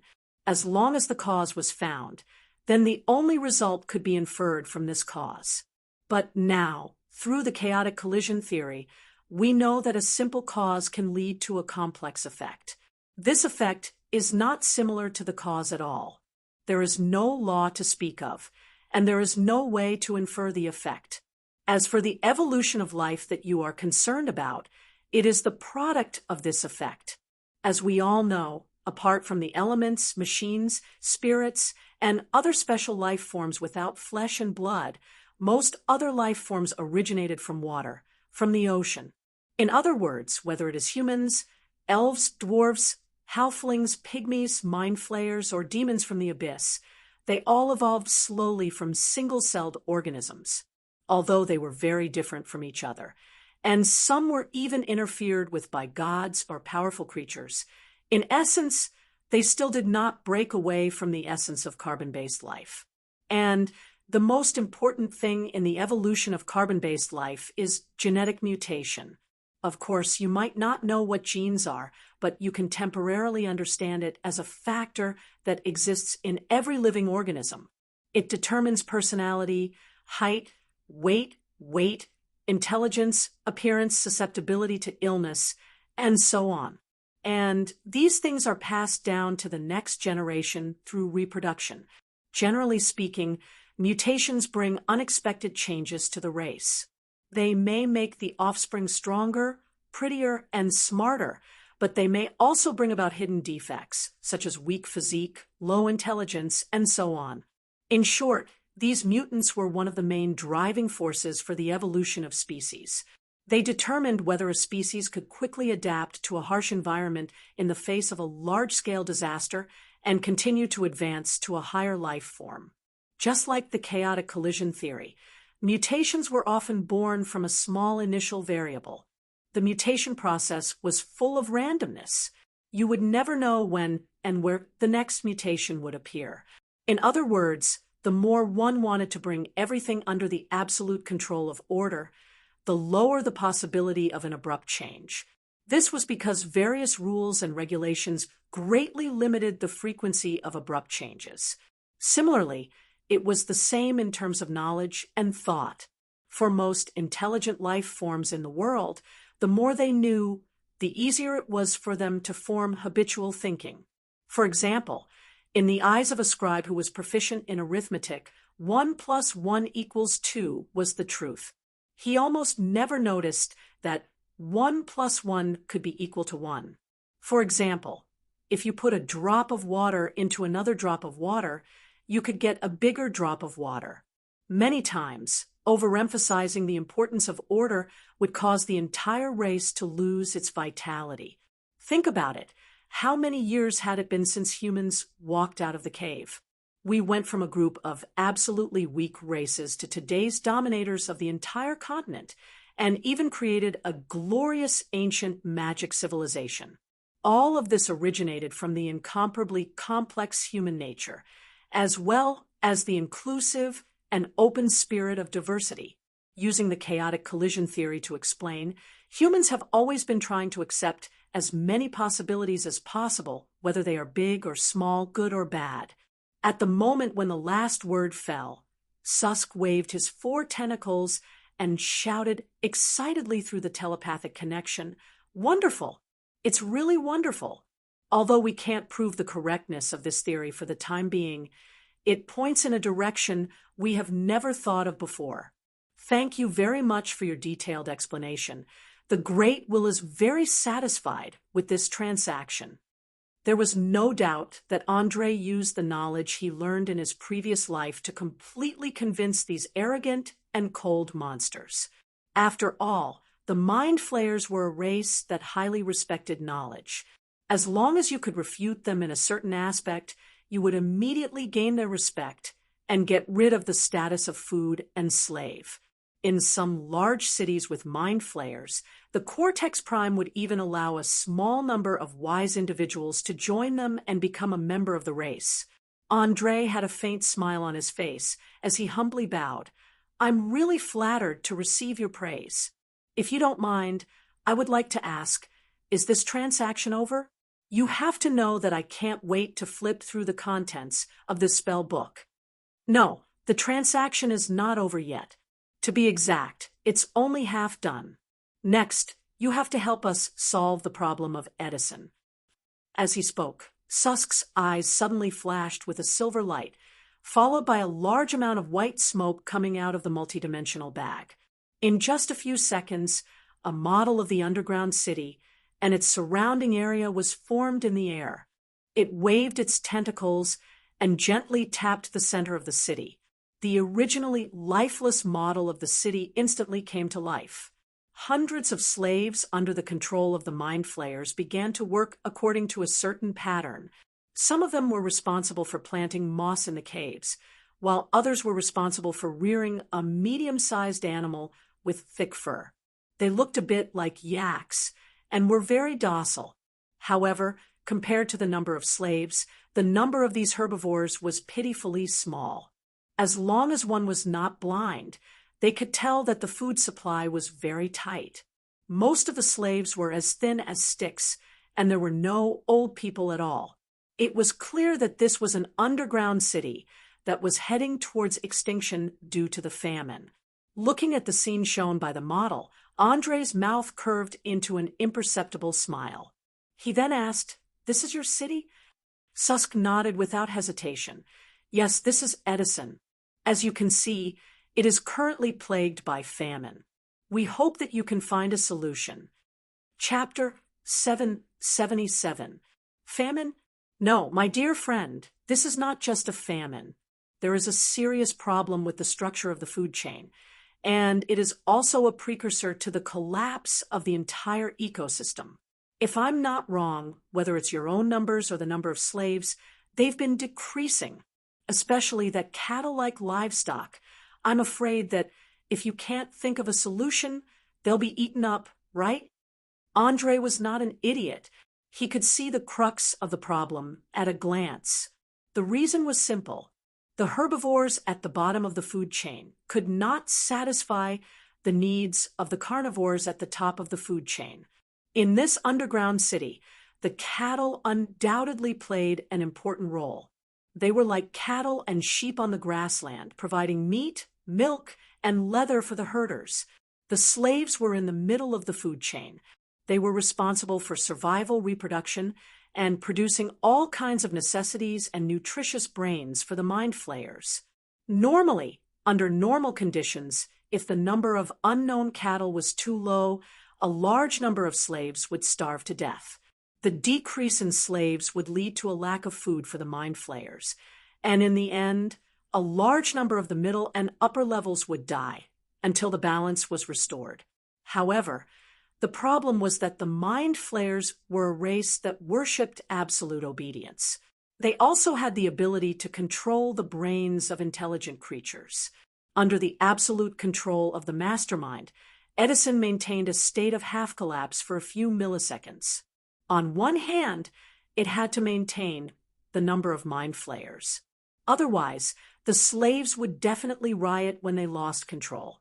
On the other hand, it had to ensure that the number of slaves was not depleted too quickly. Otherwise, the city of mind flayers without slaves would become a dead city in no time.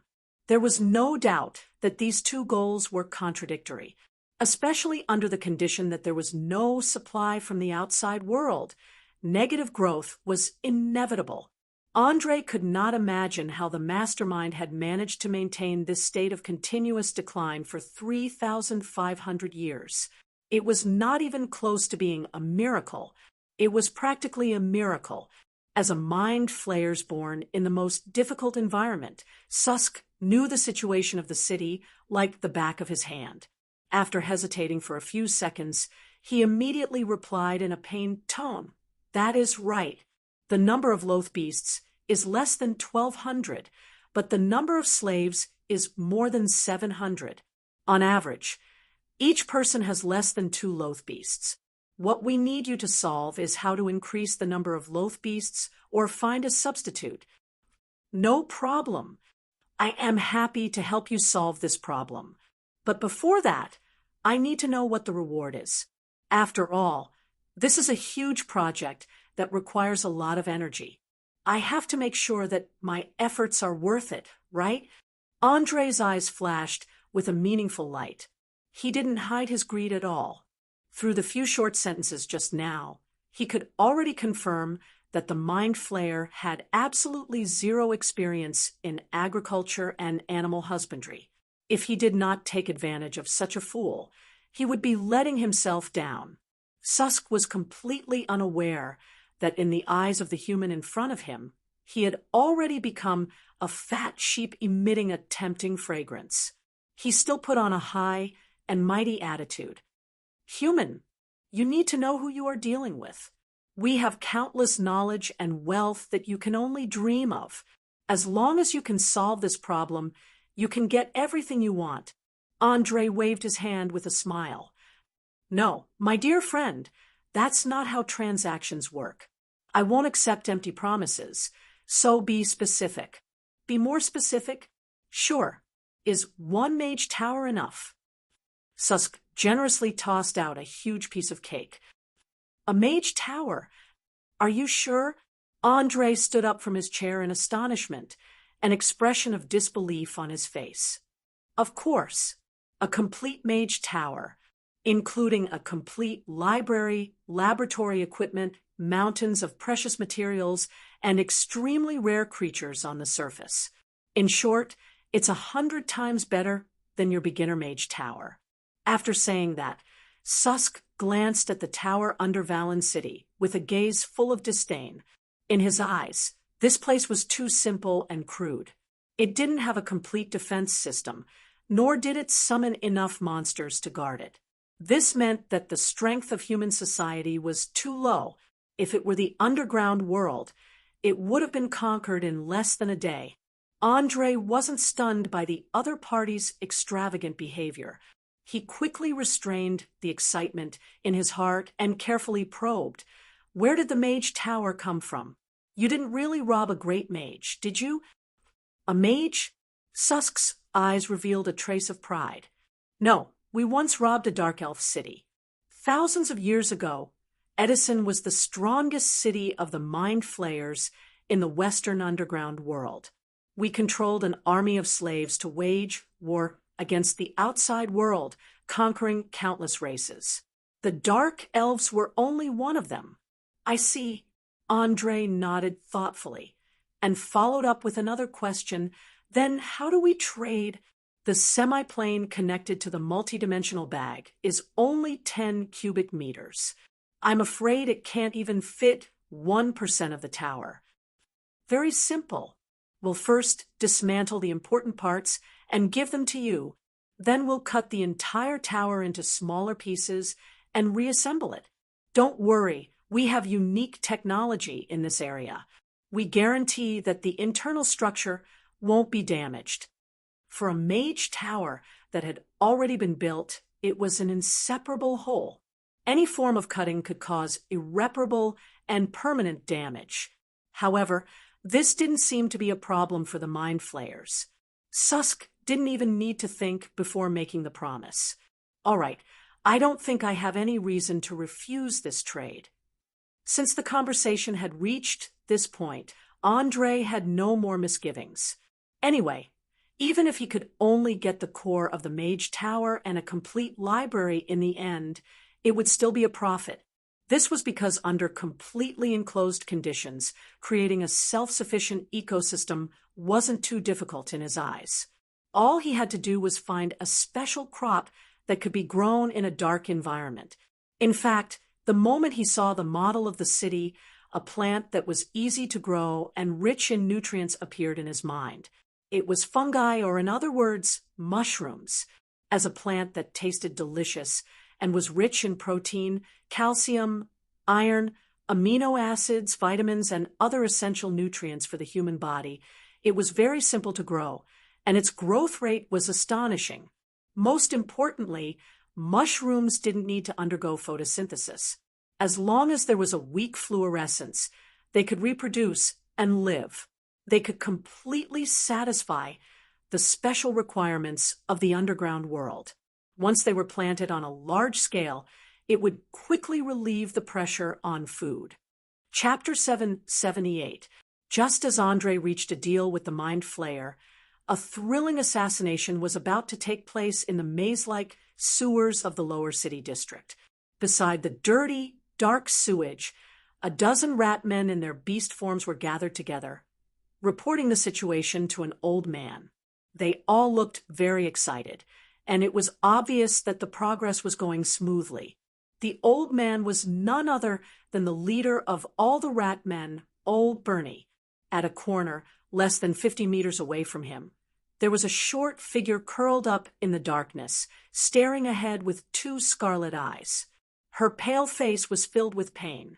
She gripped the weapon at her waist tightly for a moment, then bit her lower lip hard in the next, as if she was experiencing some kind of painful struggle in her heart. It was obvious that this figure was Borsha, who had been turned into a vampire derivative. As an excellent thief, she had been silently following behind Old Bernie for 3 whole days. She could have been used to launch more than 10 assassinations, but in the end, she had endured it with her perseverance. It had to be said that this was a miracle. According to the records in the books, any derivative controlled by a vampire could not go against their master's orders. However, this short halfling had forcefully delayed for more than 60 hours after the order was given. But now, she had finally reached her limit. No matter how much she hurt her body and increased the pain, she could not suppress the strong killing intent in her blood. Gradually, Borsha's eyes began to turn cold and vicious.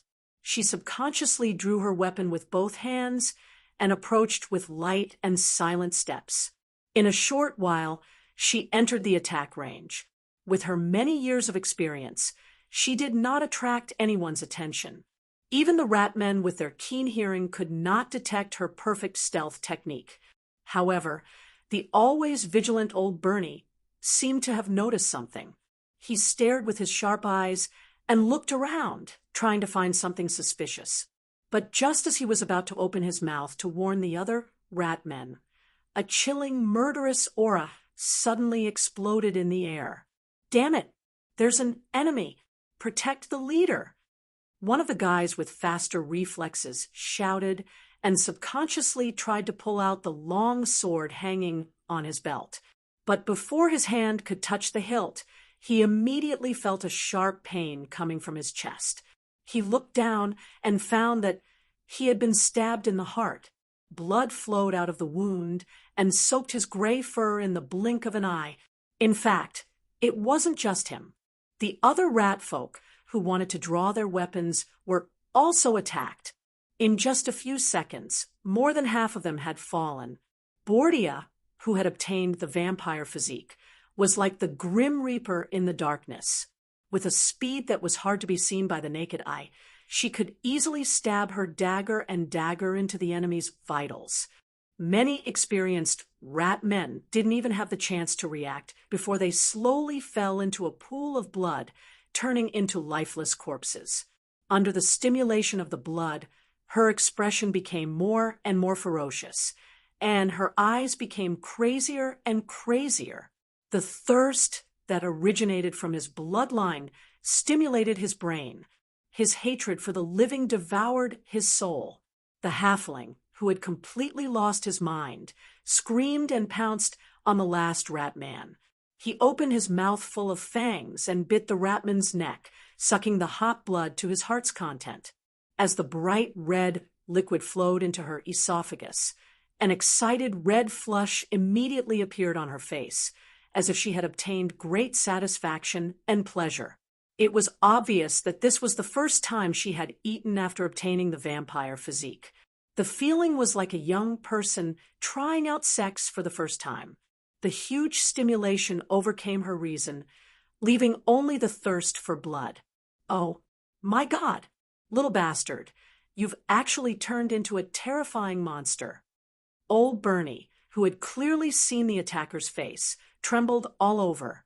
He couldn't believe his eyes, and the fingers holding the dagger trembled slightly.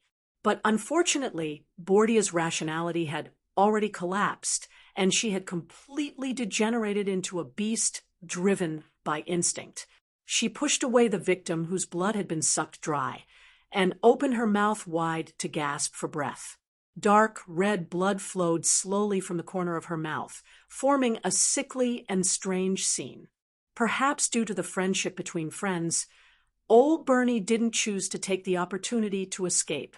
Instead, he carefully extended his left hand, trying to touch the halfling's pale skin. But just as he was about to succeed, a bat suddenly flew through the stinking sewer. Bordia seemed to have been stimulated by this bat, and in a flash, she leapt and launched a crazy attack. Because her physical attributes had been greatly enhanced, especially her agility, normal people simply couldn't keep up with her speed. In addition to her outstanding sense of balance, many unimaginable skills were displayed one by one. Even though old Bernie had been through hundreds of battles, he was still forced to continuously retreat. With a moment of carelessness, he accidentally tripped over a protruding rock, and half of his body fell into the stinking sewage water with a plop. Bordia didn't let go of this opportunity, and smoothly pierced the cold, glinting dagger into his lower abdomen. The intense pain made old Bernie couldn't help but let out a blood-curdling scream, and he struggled to get up. But he was really too old, and his several attempts had all ended in failure. In particular, the sewage filled with bacteria flowed into his internal organs from his wound, hastening the process of death. Perhaps the scene of the old man's struggle had reawakened Bordia's human side. After a brief struggle, the bloodthirsty light in her eyes quickly disappeared. She suddenly rushed into the water and dragged old Bernie out. At the same time, she shouted in panic, "God, what have I done? I actually, no, no, no." Cough, cough, cough. Old Bernie coughed violently and used a weak voice to comfort her. Calm down, little one. Tell me what happened. Who turned you into this? It's, it's a vampire, a powerful vampire.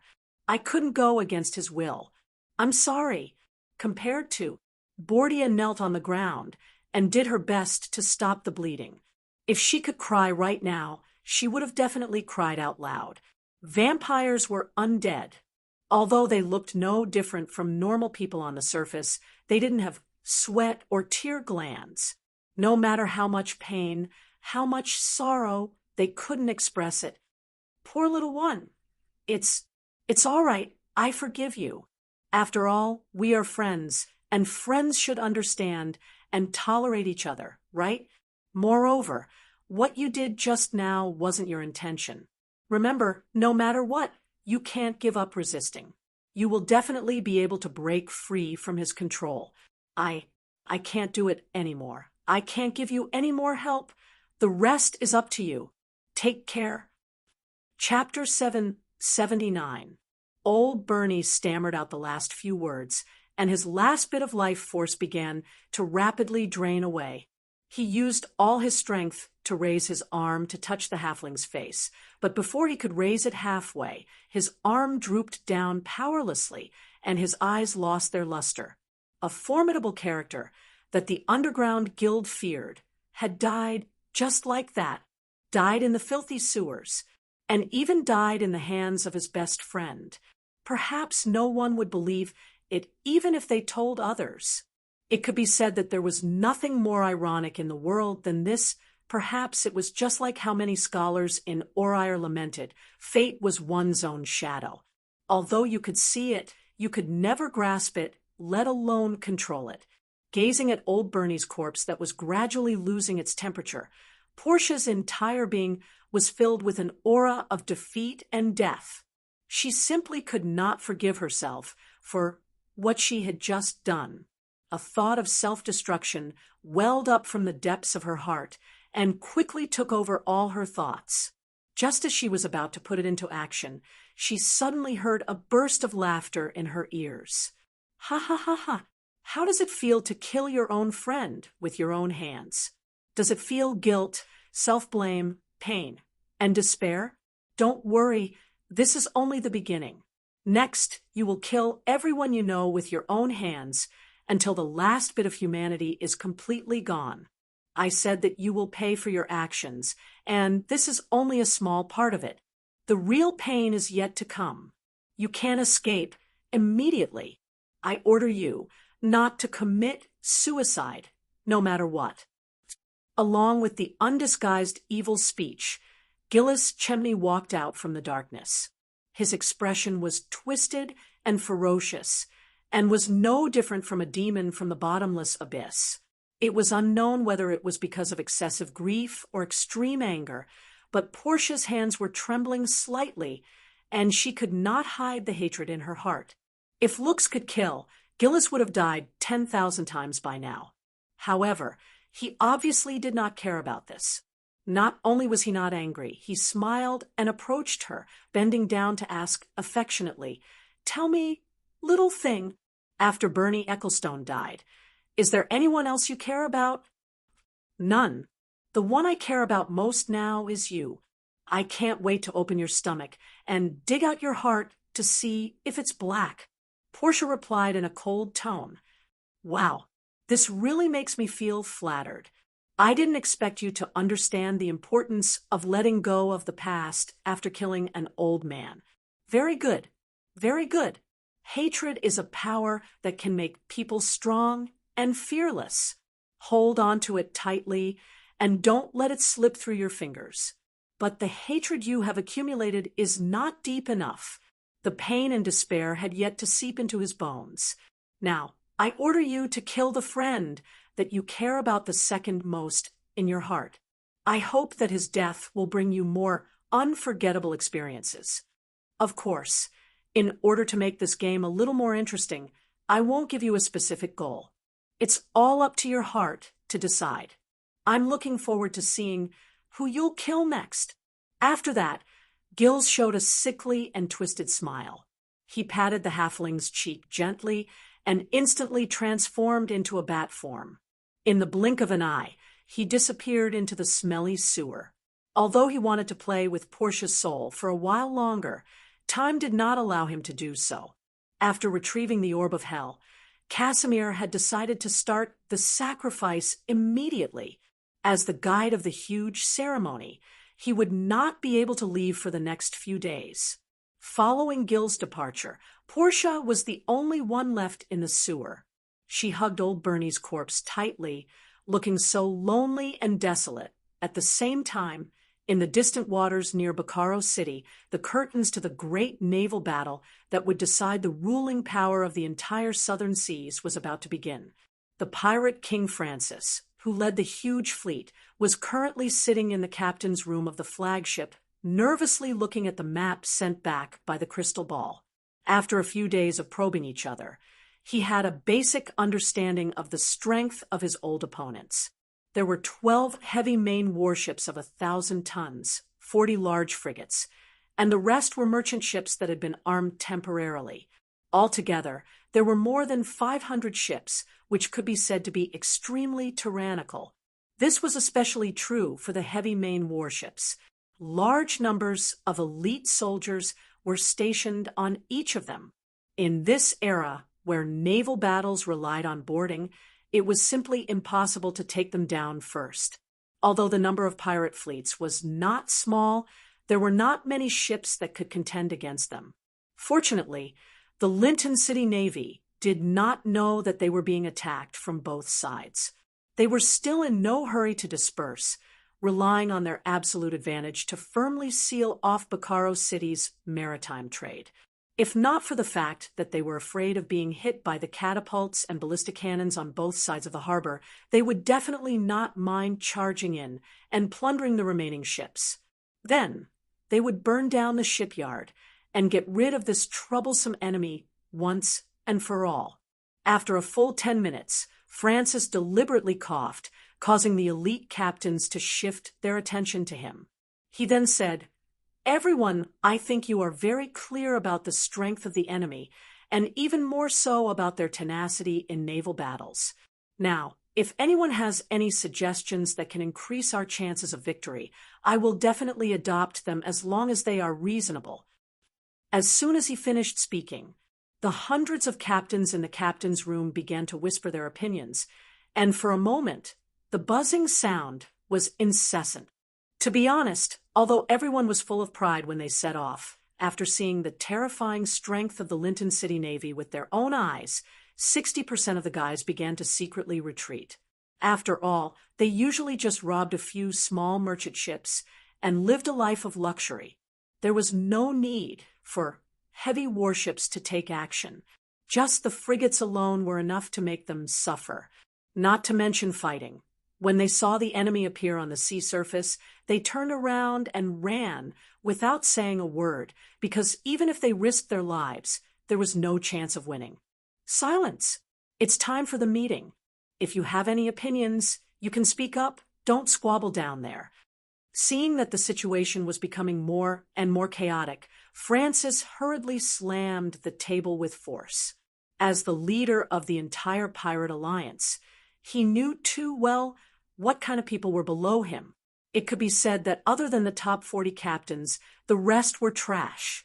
They might follow behind the main force to take advantage of Sea City, but if they really wanted to fight a tough battle, they still had to rely on the performance of the elites. Chapter 780. Some people said that the pirate alliance was like a pack of wolves. If you wanted to be the leader, you had to be brave and fierce. On one hand, you had to show your strongest side to ensure that no one dared to challenge your position. On the other hand, you had to bring together a group of undisciplined people and lead them to defeat enemies that threatened the interests of the tribe. Seawolf Kent had been eyeing the throne of the Pirate King for a long time. Now, he was planning to take over Francis' inheritance after he killed him. So, he had to show his best side in front of everyone. At the very least, he had to suppress his competitors, Grace and Omar. After thinking this through, he immediately took 2 steps forward and shouted before anyone else, "Great Pirate King, I have a plan. Oh, our invincible Captain Seawolf has an idea. Let's hear it." Francis stood up and pretended to be enthusiastic as he invited.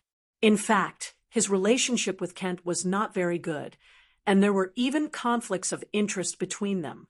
However, with the enemy before them, as the leader of the Pirate Alliance, he had to try his best to appear magnanimous and unite all the forces that could be united. They had to win this unprecedented naval battle first. Otherwise, all the struggles for power and profit would be meaningless. Kent obviously understood this point. He humbly bowed and said, "Thank you very much. My idea is very simple. According to the comparison of strength between us and the enemy, we are obviously in a disadvantageous position. Even with the help of our allies in Bakarov, it won't help.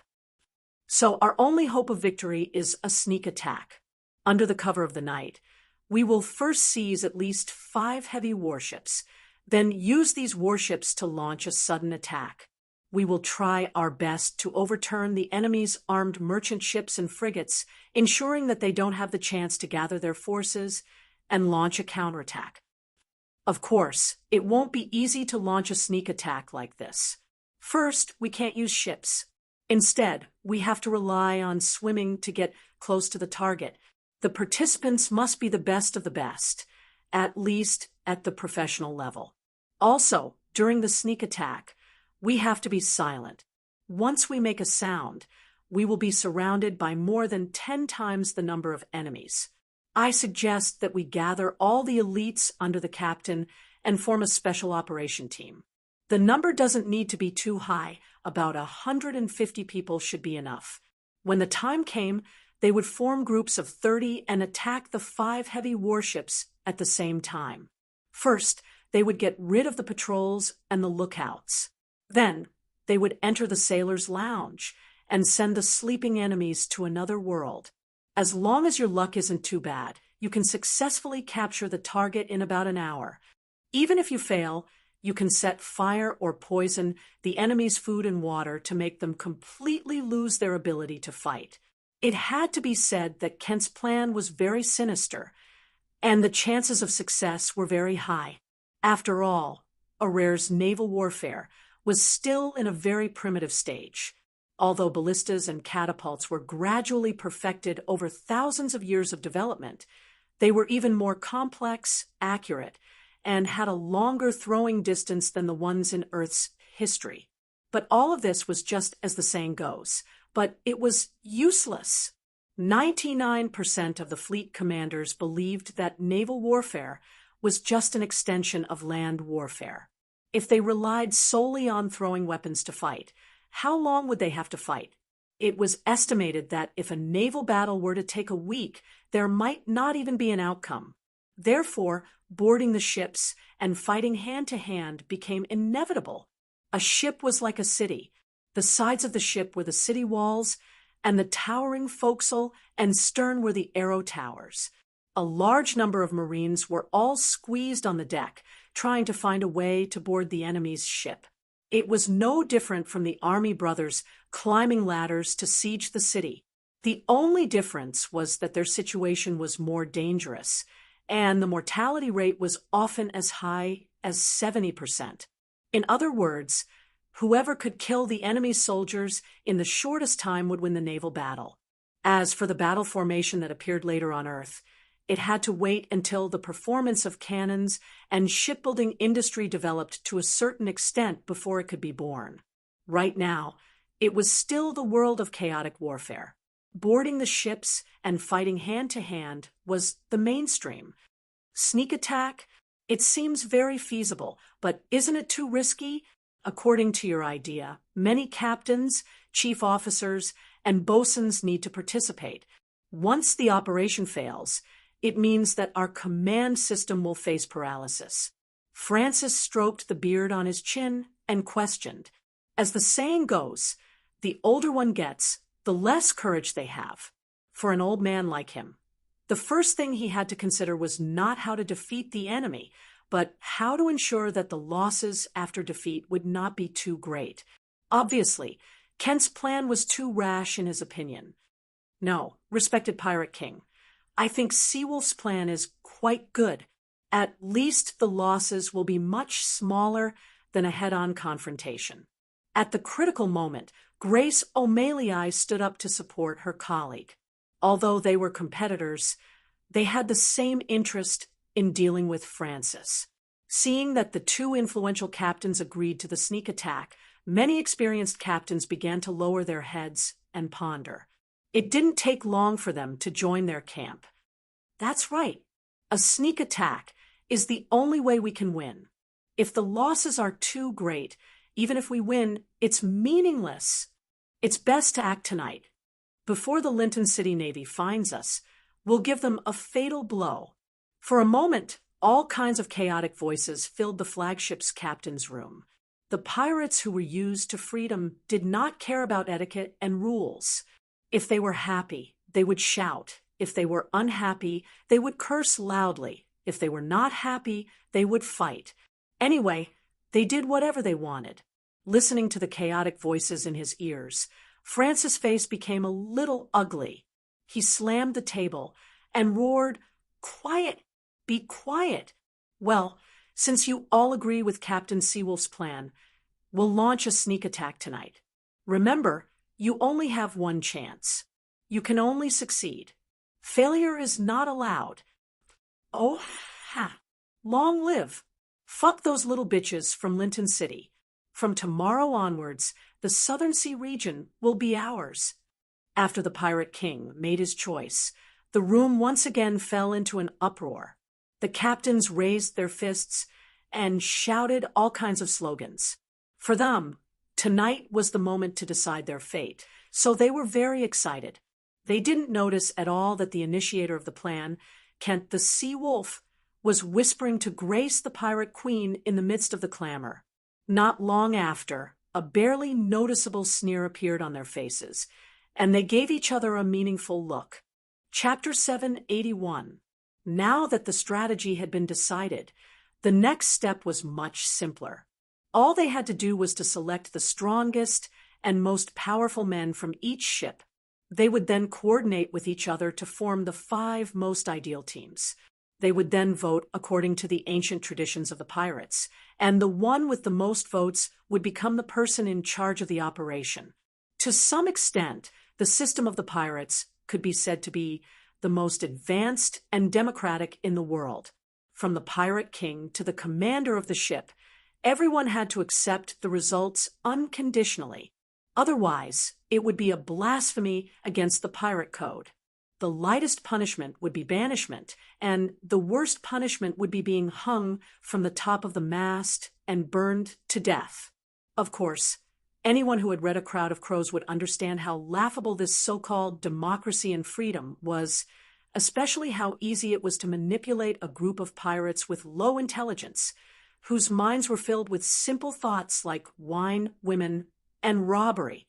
Unsurprisingly, with years of infiltration and planning, Kent and Grace became the people in charge of one of the teams. They even had spies in the other 3 teams. Both of them knew very well that this operation was an opportunity to expand their influence in secret. Just think about it. There were more than 150 people, and 80% of them were captains, first mates, second mates, bosuns, and assault captains. As long as they could pull them to their side, it would be of vital importance to their future plans. Amidst the hustle and bustle of quarreling, the sun quickly disappeared below sea level, replaced by the bright moonlight and a sky full of stars. A large number of pirate fleets were hiding behind an island less than 30 nautical miles away from Bocaro City. There used to be an astonishing gold mine here, but due to the plundering of Lincoln City, it was now abandoned. Apart from the desolated mining pits, there was not a single inhabitant. There was also no fresh water on the island, so there was no value in developing it. In order to increase the success rate of the entire plan, Pirate King Francis ordered the fleet to leave the island and head for 10 nautical miles towards the target before anchoring. A total of more than 150 elites were carrying ropes, hooks, short bows, blow darts, daggers, and short swords. They rowed the boat quickly on the surface of the sea until they saw a mast in the distance. They then jumped into the sea and slowly swam towards their target. Although this otherworld's frogman unit was poorly equipped and had no professional training to speak of, they were all professionals who killed without batting an eyelid. In terms of physical fitness, they were several streets ahead of the special forces on Earth, especially in close combat, where they could often kill people in an instant. Kent the Sea Wolf led 1/5 of his men and silently passed through the armed merchant ships and frigates on the periphery, approaching one of the heavy warships docked at the center. Without any hesitation, he turned around and came to the stern. He threw the hook in his hand high and tightly hooked it to the edge of the stern. Then he waved to the people behind him. Without saying a word, one of the thieves began to climb up the rope. In just half a minute, he had snuck into the interior of the ship. After a short while, he changed into a clean set of clothes and threw the 2 naked corpses down from above, tidying them up safely. Then, a second, a third, a fourth. In about 10 minutes, more than 30 people had all boarded the ship and began to clean up room by room at the stern. Their actions were swift and decisive. Before the smell of blood spread, they had already cleaned up 10 times their number of soldiers. Just as Kent thought that the plan to seize the ship was a success, an accident finally happened. An officer who had woken up in the middle of the night to use the toilet suddenly saw blood flowing out from the sailor's cabin when he passed by the corridor. He immediately shouted and sounded the alarm. Level 1 alert. Enemy attack. Enemy attack. We are under attack. Accompanied by the officer's heart-wrenching roar, the sound of copper bells ringing spread throughout the ship in just a few seconds. Countless awakened soldiers did not even bother to put on their clothes. They grabbed the weapons beside them and rushed to the scene of the incident, engaging in battle with the pirates. In the narrow cabin, ordinary soldiers might not be a match for the elite pirates, but they succeeded in stalling for time. 5 minutes later, 3 fully armed feudal knights rushed over. They were like lions charging into a pack of wolves, killing 5 pirates in the blink of an eye. Their heavy armor, in particular, could not be pierced by ordinary daggers and short swords. Damn it, Sea Wolf, quickly think of a way. Otherwise, our mission will fail. A hairy man, who looked to be about 30 years old, shouted anxiously, "Don't panic, buddy. Do you think I would dare to participate in such a dangerous mission without a backup plan?" Kent asked as he calmly took out a stick shaped like a beast's claw from his bosom. He aimed at a knight who was in the middle of a massacre and tapped lightly. In an instant, the knight's body was enveloped by a red light, and his eyes lost focus in a short second. Then, without another word, he turned and rushed towards another knight.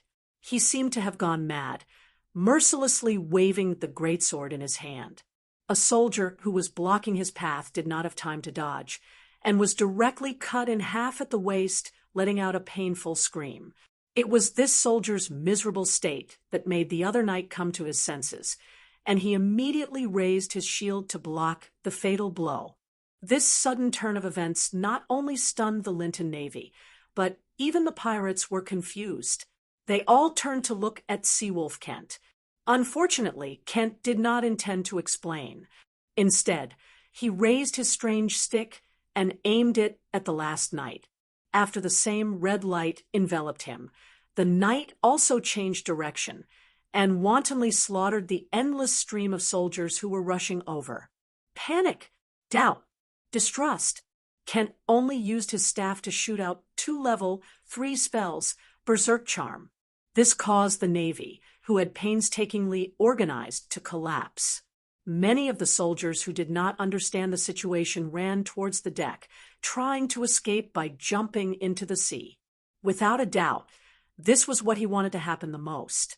This way, he would be able to take control of the ship as quickly as possible.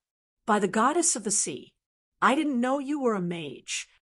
The hairy man stared at the staff in horror. He could not believe that the sea wolf, who always appeared to be a warrior, had such a trick up his sleeve. Chapter 782. No, my friend, I'm a warrior. I have nothing to do with being a mage.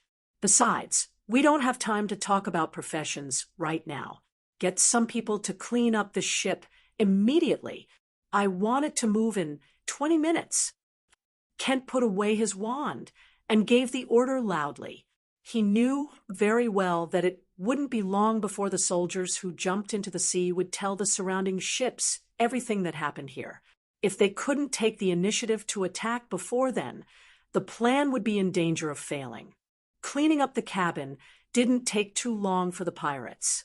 After only 10 minutes, the 140 sailors and soldiers who didn't have time to escape were all driven to the deck. There was no resistance as expected. There were no so-called heroes who stood up and shouted. They were like livestock waiting to be slaughtered, driven to a designated place to listen to the arrangements of fate. Perhaps it sounded very spineless. Obviously they could be slaughtered, but they chose to resign themselves to it. Because this was reality, cruel reality. They all knew that the first person to stand up would definitely die, so they subconsciously hoped that someone else would stand up first. The pirates grasped this psychological advantage, using only a dozen people to watch over hundreds of people, and even beating and kicking the captives, not worried about a riot. Of course, on the other hand, the two charmed knights also had a very good deterrent effect. In the eyes of ordinary soldiers, knights were the symbol of invincibility. If even they were controlled by the enemy's magic, what could they do? Standing on the deck at the stern, Kent looked down at all the captives, the corners of his mouth slightly raised, and a trace of an evil smile appeared. He gave a look to his subordinates behind him, who immediately understood and walked to the front with a sinister smile, shouting in provocative language, "Trash from Lincoln City. According to the orders of the Pirate King, you should all be thrown into the sea to feed the sharks. But today you're lucky. The benevolent waves Kent has allowed you to live, and even join us as free pirates. But this isn't free. You have to show your loyalty and value. Now, you only need to kill one of your companions, and you can immediately bring his corpse forward to pledge your allegiance. Remember, you only have 5 minutes. After 5 minutes, anyone who can't do this will be regarded as giving up. There's only one outcome for them, and that's death. I'm done. You can start now." After hearing these words, the captives who thought they were dead, for sure, immediately showed shocked expressions. One of the more courageous fellows raised his hand and asked loudly, "How do we know if you're lying to us to kill each other and wait until we're almost dead before killing us all? Also, even if you want to kill him, you should at least provide him with a dagger." Looking at this guy who thought he was smart, Kent suddenly laughed out loud. His colleague waved his hand, indicating for the pirates not to act rashly. "Ha ha ha ha. I have to say that you are very naive and stupid to ask such a question. All right, I'm in a good mood today, so I'll kindly explain it to you. First of all, I have no need to deceive anyone. Look at your performance. Even if I really ordered a massacre, which one of you would be willing to stand up and resist? In fact, those who were willing to fight had already died in the process. You are nothing but a bunch of cowards. What a pathetic loser. Now you want to negotiate with me? Dream on. As for the issue of weapons, I don't think you have to use weapons to kill. Many times, killing with your bare hands can stimulate a person's courage and fierceness. Due to your previous poor performance, I feel that it is necessary to stimulate your bloodlust. Moreover, killing with your bare hands is more enjoyable. You must know that it only takes a few seconds to kill a person with a weapon, but it takes at least a minute to beat or strangle a person to death with your fists. I'm very happy to hear the pain and anguish of the weak before they die. That is a supreme pleasure. Oh, right, one last reminder. 1 minute and 30 seconds have passed. You still have 3.5 minutes to prove yourselves. After saying that, Kent pointed to the hourglass behind him, not bothering to hide the cruel smile on his face. Without a doubt, he planned to release the dark side hidden in the hearts of the captives to make up for the lack of manpower. After all, a heavy warship required at least 50 people to barely operate. Therefore, he had to convert a portion of the soldiers to his own people. Killing one's daily colleagues was not only a way to cut off one's escape route, it was also a strong psychological suggestion. Most people who lost their faith would often unknowingly join in the killing and pillaging. Through intense stimulation, they would find the meaning of existence. The captives panicked. They did not doubt the truth of Kent's words. When the time was up, they would undoubtedly be massacred. A few minutes ago, their companions were barely able to unite. In the blink of an eye, they began to guard against each other. Their eyes were like that of wild beasts, emitting a terrifying aura. A relatively young pirate stared at the tense atmosphere on the deck and asked with a smile, "Mr. Seawolf, how about we make a bet?" "What are we betting on?" Kent asked curiously. "Bet on how many of these captives can survive. I'll bet 1/3. The bet is 1,000 gold coins." The young pirate said without a change in expression, "Damn it, how can you leave me out of this kind of thing? I'll bet 500 gold coins, 1/5 of the remaining." "Ha ha, count me in, I'll bet a 6. These cowards can't possibly kill an opponent of equal strength with their bare hands in the remaining time." When they heard about the bet, the rest of the pirates ran over to join in the fun. In just a few seconds, the bet had accumulated to 30,000 gold coins. It was obvious that the high-ranking members of these pirates were rather wealthy, and 800 gold coins were nothing to them. Looking at the high morale of the temporary members, Kent shook his head and sighed. "Well, since you are all sincere in giving me money, then I won't be polite. I'll bet 10,000 gold coins. About half of them can survive." Just as he finished speaking, the captives who were still confronting each other suddenly became restless. A guy who was extremely nervous finally couldn't hold it in. He rushed towards his colleague, half a meter away, and used his elbow to smash his throat. The whole movement was fast and accurate. It was undoubtedly a premeditated murder. While the rest of the soldiers were still cold, he quickly dragged the corpse in front of the pirates. He raised his head and shouted, "I've proven myself. I swear to be loyal to you." Chapter 783. "Very good. Brother, you are now one of us.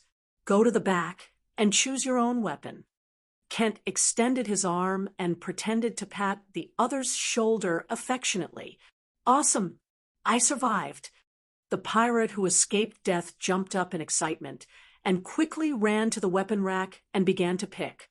Scholars once said that the power of an example was limitless. With the first success, the rest of the captives immediately gave up their humanity and bottom line and attacked their comrades around them.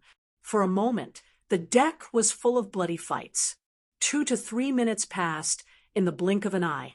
Just as Ken expected, about half of the captives killed their chosen opponents and swore to be a member of the pirates.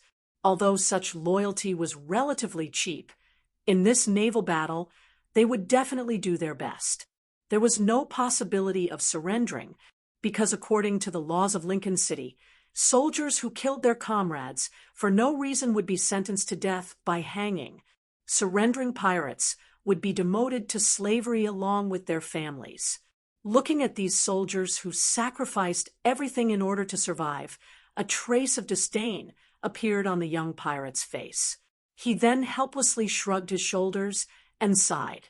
Well, I underestimated their strength under the great pressure of survival. You win. When we return, I will send someone to deliver the money we lost. Ha, don't take it to heart. It's just a game. Cheer up, we are going to face a tough battle. Kent immediately shouted to the lookout at the top of the mast. Uller, what's the situation with the other teams? Haven't they sent a signal yet? I'm sorry, Seawolf. So far, only Grace has responded to our signal. The remaining 3 teams should still be busy, especially the one in the northeast corner. It's already on fire. I think they must have failed to seize the ship. The guy called Uller poked his head out and put on a helpless expression. Hearing this news, Kent sighed slightly and decisively ordered. Don't wait for them. Raise the anchor. Raise the sails. Shoot the fire arrows. While the enemy hasn't reacted yet, we have to take the lead and launch an attack. Thoroughly disrupt the enemy's formation, and then lead them to the designated sea area. Uller nodded without hesitation. Understood. Don't worry, I have already sent out the signal. At most 2.5 hours, the main force will arrive at the designated battlefield. Before that, let's make a big fuss. After saying that, he carefully placed an arrow engraved with exquisite patterns into the crossbow, aimed at the air, and pulled the trigger. Whoosh! Just as the arrow was about to fly out of the air, a scorching energy was released from the arrowhead. It was like a beautiful meteor streaking across the night sky. It could be seen clearly even from a few nautical miles. At the same time, Grace, who had already seized a heavy-duty warship, discovered the signal and shouted, "Raise the sails! Sail! You maggots, hurry up! Otherwise, I will peel your skin." Unlike Kent's method of releasing the dark side of human nature, she did not let the captives kill each other. Instead, she roped them in, divided them, and appointed some of the captives who voluntarily surrendered as officers. She used these people to achieve effective supervision. Soon, the masts of the 2 giant warships were covered with sails, and they began to slowly move forward. Their goal was not to fight head-on, but to create chaos and make all the enemy ships docked in the nearby sea area fall into chaos. Thus, they did not touch the difficult targets and headed straight for the armed merchant ships and corvettes on the periphery. Along the way, whether it was Kent or Grace, they chose to knock over all the ships that blocked their way. They even controlled the ballistas and catapults to attack the surrounding ships. Although the hit rate was not high, it caused a huge panic. A large number of small ships raised their anchors and scurried around like headless flies. Not only did it cause many serious collisions, but it also caused countless sailors and soldiers to fall into the sea. This caused the warships that were chasing after them to be at a loss. They did not know whether to save people first or continue the chase. Taking advantage of the time difference, the 2 warships began to chase after the fleeing armed merchant ships and corvettes. They only decided to retreat when they found a few other heavy warships flanking them. In order to reduce the weight of the ship and increase its speed to the maximum, they began to throw away the supplies in the hold. Large amounts of food, weapons, wooden planks, and barrels of ammunition were thrown into the sea. In the end, even the ballistas and catapults fixed on the deck were no exception. When the commander of the Linton City Navy saw this scene, he immediately gritted his teeth and cursed. Bastards! Bastards! These damned bastards actually threw away everything on our ship. Get the mages on board to increase the wind speed. We can't let them escape, no matter what. Yes, Your Excellency. An adjutant bowed respectfully and turned to walk towards the deck. As the main warships gave chase, the remaining corvettes and armed merchant ships regained their confidence. They followed from a distance, trying to see if there was anything they could take advantage of. As the chase continued, more and more ships gathered behind them. From afar, they looked like a swarm of ants. However, they didn't seem to realize that this was actually a trap. a huge trap that they couldn't hope to escape from once they fell into it. Kent was standing at the stern of the ship, using a telescope to stare at the enemy that was slowly catching up. A cold smile appeared in his eyes. In his opinion, Linton City's navy was too arrogant. They didn't take anyone seriously at all. Otherwise, anyone with a bit of rationality wouldn't have ordered a chase in the middle of the night. After all, the sea wasn't as wide as people imagined. Fatal reefs were everywhere. If they weren't careful, they could crash into them. When that happened, both the people and the ship would die without a burial place. Of course, it wasn't as if Lincoln hadn't thought things through when he said that the fleet would take the risk. Regrettably, the construction of a heavy warship was simply too expensive. Each one cost several 100,000 gold coins, and no one would be able to bear the consequences if they were lost. 2 hours passed in the blink of an eye. Kent had thrown away almost everything on the ship that could be thrown away. He finally succeeded in luring the enemy into the designated area. Although he didn't quite understand why the commander of Linton City didn't choose to have the mages take to the air and burn his sails, there was no need to think about it now. Turn the ship around. Prepare to light the fire. Let's use a grand funeral to send off the strongest ruler of the southern seas. Kent kicked an oil barrel on the deck as he spoke. In just a few seconds, the primitive accelerant had flowed everywhere. A single fire was all that was needed to turn it into a terrifying ship of hell. Chapter 784. Bad news. We don't know why, but the enemy suddenly turned around and is charging towards our flagship. The lookout on the main mast rang the alarm bell as he yelled at the top of his lungs. He seemed to be panicking. After all, the tonnage of heavy warships was about the same, and they were all equipped with rams. A direct collision would likely result in mutual destruction. The bottom hull of a wooden ship was extremely fragile, and this world didn't have the technology to seal it. As long as there was a large hole that couldn't be repaired in a short period of time, sinking would be inevitable. It could be said that in a naval battle, ramming was more powerful than boarding. At the same time, it was also a more dangerous tactic. Generally speaking, unless they were planning to die together, very few captains would choose to collide with a ship of the same tonnage. Fleet Commander Mikhail Koman was standing at the bow of the ship, holding up a monocular inlaid with gold. He calmly observed the abnormal actions of the two giant warships ahead, not panicking like the others. As someone born into a noble family of the Linton Navy, he had boarded a warship at the age of 14. It had been more than 40 years since then, and 2/3 of his life had been spent at sea. He had long been accustomed to great storms and had personally commanded more than 10 large-scale naval battles. He had never tasted defeat, so he could deal with the rare hurricane calmly. His rich experience had made this old fleet commander proud and stubborn, especially after destroying the ambition of the pirates to expand their sphere of influence last year. He had become more and more dictatorial. He even disobeyed the orders of the dukes on the surface, feeling that no one in Linton other than himself was qualified to be the commander of the Navy. But just as Mikhail Koman was looking for an opportunity to capture Bakarov City in one fell swoop and make great contributions, a group of scumbags came out of nowhere and attempted to steal the main battleships under the cover of night. Moreover, they succeeded in stealing 2 and burning the other 3. It was a blatant humiliation.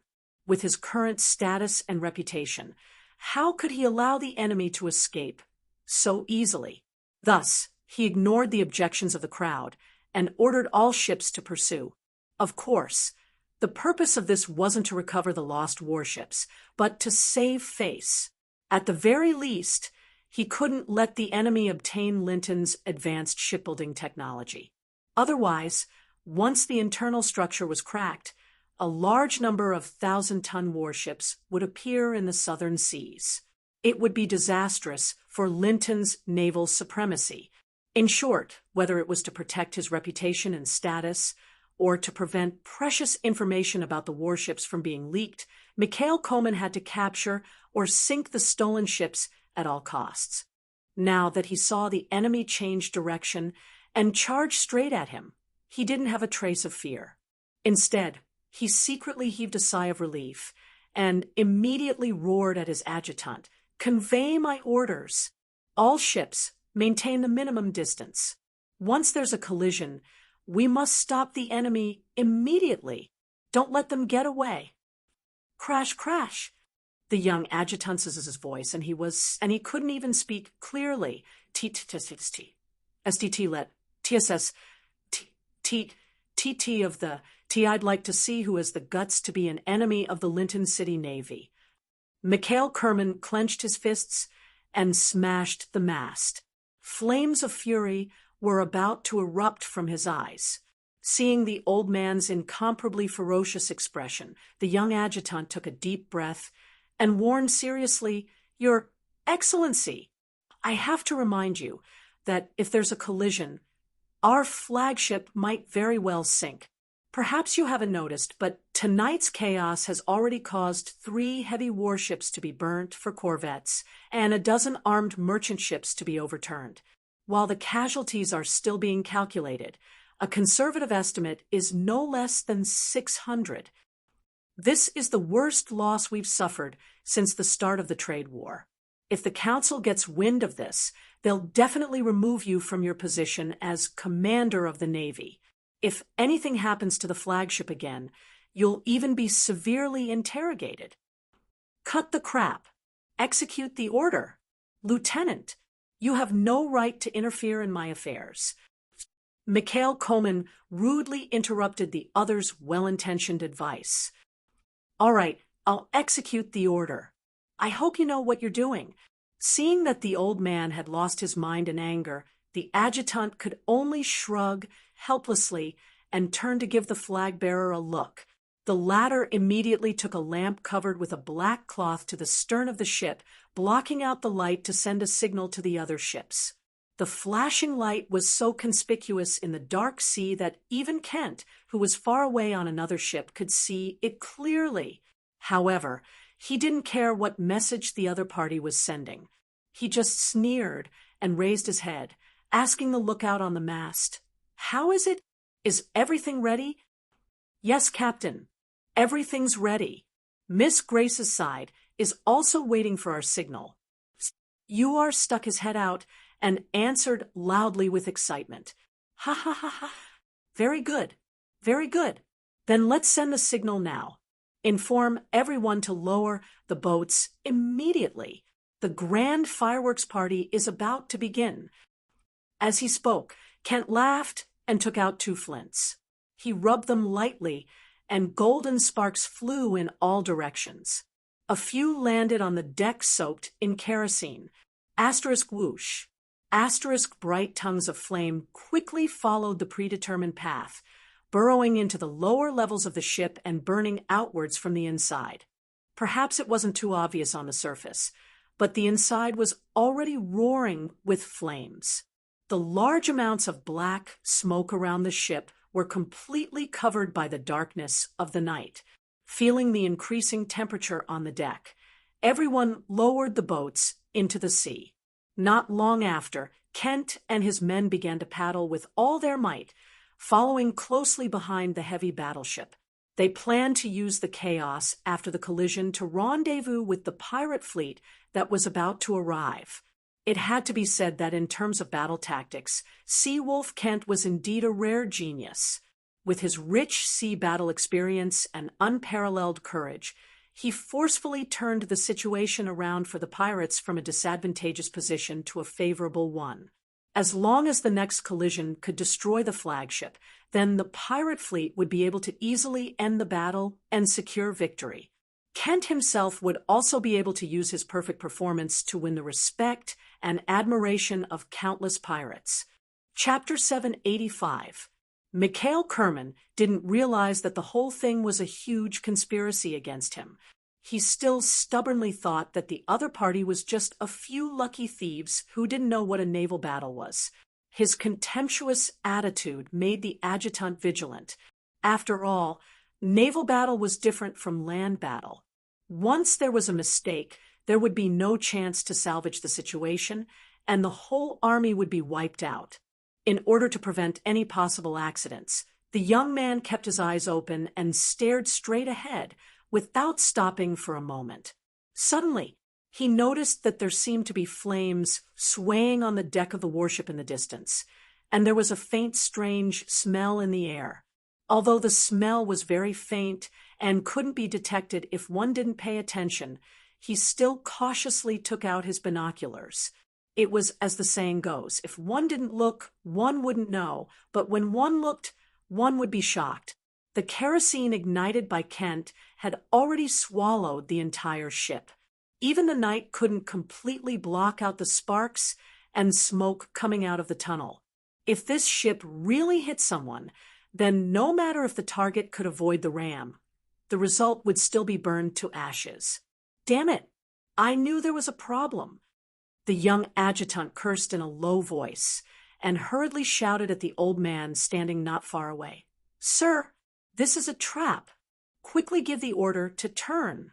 Have all the ships disperse immediately, or else we'll be burned alive." "What? A trap?" Mikhail Kerman suddenly raised his head, his face full of doubt. "Yes, a trap. The enemy set 2 captured warships on fire and used them as fire ships to attack our formation. If you don't give the order now, it'll be too late."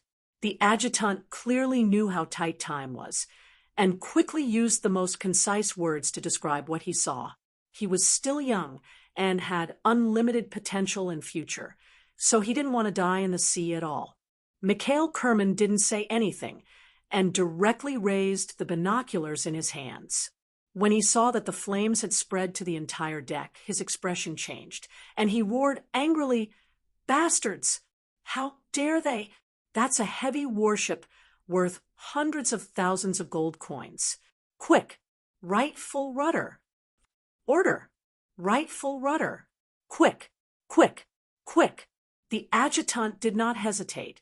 He immediately repeated the old man's order and urged everyone to move. After a few minutes, the flagship finally began to slowly turn, but unfortunately, their reaction was a little too slow. Just as they moved forward for less than 50 meters, the blazing fire ship inserted its ram into the tail of the flagship with a loud boom. The tremendous impact caused the hull of the ship to tilt severely. Countless sailors were thrown into the air and fell into the sea. A huge hole was opened in the hull of the ship at the point of impact. Seawater gushed in through the hole, drowning countless soldiers in the hold. To make matters worse, the flames spewed out from the bow of the ship directly ignited the sail. In the blink of an eye, the flames had spread to the entire mast. From afar, the flagship looked like a giant torch that had been lit. As long as one wasn't a fool, they would know that there was no hope for it. How could this be? How could this be? Looking at the miserable state of the flagship, Mikhail Kerman closed his eyes in despair. Until now, he was still unwilling to believe that the other party was willing to use the most advanced battleship as a one-time consumable. The cruel reality had completely crushed this old man's self-esteem and stubbornness. At the same time, his self-confidence had also been crushed. In contrast, the young adjutant was much more rational. He quickly climbed up from the tilted deck and shouted at the panicked soldiers and sailors, "Abandon ship! Abandon ship! Immediately! Everyone put down the boats! Move faster! We're about to sink!" With his reminder, the bewildered sailors immediately realized what they had to do. They pushed the boats and jumped into the sea. When large ships sank, they would often form a fatal whirlpool. If one was accidentally sucked into it, they would definitely die. Just as the fleet at the rear was shocked by the miserable state of the flagship, Grace's side collided with another heavy battleship. Asterisk boom. Asterisk accompanied by a deafening sound, which shavings flew everywhere for a moment. Screams and wails could be heard incessantly. Relying on bold and outstanding tactics, the pirates had buried 7 of Linton's main battleships before the battle officially began. One of them was even the flagship. Taking advantage of the other party's shock, Kent's small boat silently avoided everyone's sight and headed west. With his excellent eyesight, he could already see a large number of masts appearing on the surface of the sea. He didn't need to ask to know that it was the main fleet of the pirates. Pirate King Francis was now standing at the bow of the ship in high spirits. He raised the telescope in his hand and nervously watched the situation on the surface of the sea. When he saw the number of Linton's ships entering the ambush and the enemy's chaotic formation, he slapped his thigh in excitement and immediately drew his longsword. He shouted to his nervous subordinates behind him, "Success! Seawolf Kent's plan succeeded. The enemy has now entered the ambush. Order everyone to advance at full speed.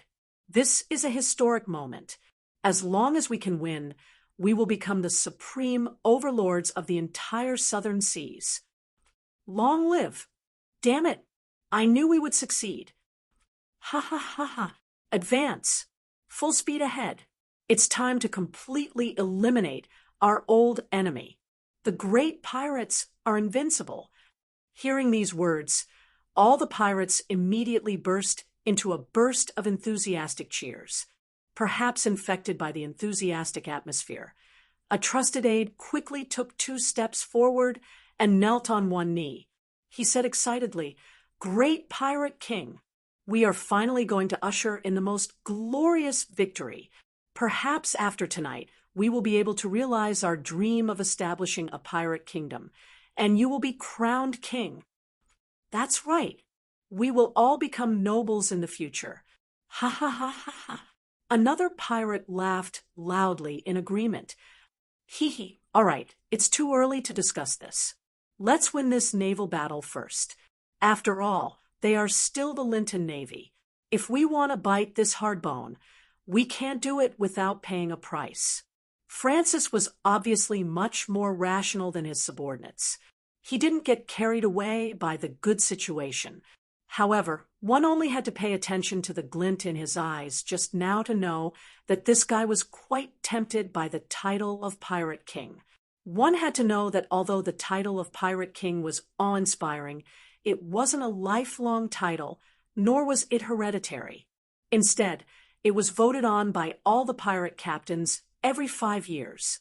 However, it was different once the title of Pirate King was given. Not only was the title of Pirate King lifelong, it was also hereditary. He could pass the position to his grandson. Chapter 786. In the middle of the Ming Dynasty, there was a famous Navy general, Yu Dayo, who once summed up the essence of chaotic warfare tactics before the invention of battle lines. That was, whoever had more ships, bigger ships, fiercer firepower, and more soldiers would be able to seize the final victory. Of course, this statement was not absolute because no matter how advanced the weapons and equipment were, they had to be controlled by people in the end.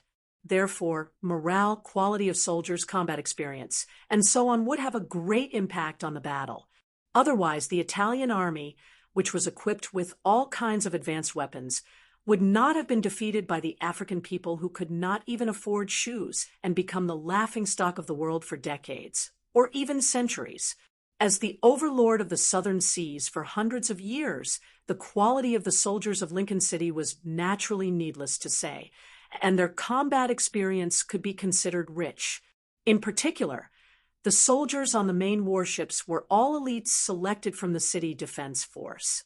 Not only were they proficient in various naval combat techniques, but more than 90% of them were also qualified sailors. It was precisely because of their existence that the Lincoln City Navy was able to obtain victory after victory. But now, these elites who had lost their commander and their morale had been hit one after another, under the ferocious attacks of the pirates, they were completely powerless to resist. In addition to the trouble brought about by the dense formation, they couldn't even escape, let alone fight. Looking from afar, The huge fleet of Lincoln City was like dumplings that had just been put into a pot. They were densely packed together. And among them, the smaller ones were directly knocked over and crushed. What was more frightening was that with the help of the sea breeze, the fire quickly spread between the ships. In just 10 minutes, the sails of at least a dozen ships had been set ablaze, and it showed signs of continuing to spread. 4 wooden sailing ships. There was no more terrifying enemy than fire. Countless captains shouted loudly, desperately trying to squeeze out, but the more anxious and panicked they were, the less successful they were in escaping. They could only watch as ship after ship joined together, and finally, near the center of the formation, formed a place similar to a floating city on the sea. If this was only a small trouble, then the rapidly approaching pirate fleet was a disaster. After entering the predetermined battlefield, France's ship, the Lion, was the first to take the lead and circle around from the side. Then it aimed at the chaotic enemy ships and began to fire missiles and rockets. Perhaps under normal circumstances, such an attack would not even be considered as scratching an itch. After all, not to mention that large warships generally had shields to resist arrows, the terrible hit rate alone was not enough. But now, with a large number of ships crammed together, there was no need to aim. Even the worst-hit catapults could easily smash something, although what was smashed might not necessarily be the target that was aimed in advance. Ha ha! That was right. That's it. Quick, bring out all the blazing fire glue. Give him a good beating. Let these pieces of trash die under the flames. Pirate King Francis laughed wildly and ordered. As a person who has been in love with the Lincoln City Navy for decades, he can't use words to describe his feelings at the moment. In fact, from the moment he became the pirate king of the Sardinian Islands, he was destined to fight to the death with Lincoln City. The other party's huge and invincible fleet was like a mountain pressing down on him, making it difficult for him to breathe. This was not a joke, but a real threat. According to the records, there were at least 15 pirate kings who died directly or indirectly in the hands of the Lincoln Navy. 3 of them were accidentally captured and publicly hanged on the wall of the dock. But now, Francis could finally let go of all the pressure because this terrible old enemy would be buried in the depths of the sea tonight and become history. Was there anything in the world more exciting than killing a powerful enemy with your own hands while you were still alive? Obviously, there was none. Even if he was rolling in the sheets with the woman he loved the most, he would never be able to surpass this feeling. For men, sex was nothing more than an impulse generated by the secretion of hormones, while the sense of accomplishment and the desire to conquer was an instinct engraved in their bones. Listening to the screams of the enemy not far away, Francis' face showed an unprecedented enjoyment. He even felt that he was favored by fate and was destined to achieve extraordinary greatness like the heroes in the stories of bards. But he didn't know that all this was just a script arranged by someone in advance, and he was just a slightly more important supporting role. Just as the pirates launched a massacre on their old enemy, in a dark basement in Lincoln City, Loretta Botons was sitting in front of a chair, silently watching the scene transmitted back from the crystal ball, and a playful smile soon appeared on his face. Hee, that old fellow Francis did a good job. I didn't know that he would agree to such a bold and risky plan. Oh, right, what's going on with the female scorpion? It's been a long time since she sent back any information. Sorry, Master, I'm not too sure. Maybe there's something she can't get away from, but she did complete her mission well. At least the pirates have fulfilled our request, right? The half-orc warrior Cass shrugged nonchalantly. In his opinion, the plan had progressed to this stage, and victory was basically assured. Once the pirates appeared on the coast of Lincoln City, this port city that had never been threatened by the sea would instantly fall into an unprecedented panic. When that time came, the residents of the city would be in chaos without anyone having to do anything. As for a female spy who had completed her mission, it was not worth their concern. Loretta Botons nodded thoughtfully. Maybe, recently, the Sardinia Islands will definitely be more troublesome. Oh, right, the thing I asked you to investigate 2 days ago. Any results? You mean Lady Anastasia and Count George suddenly went out to sea together? Cass asked with a frown. That's right. It's not as simple as going out for sightseeing or business.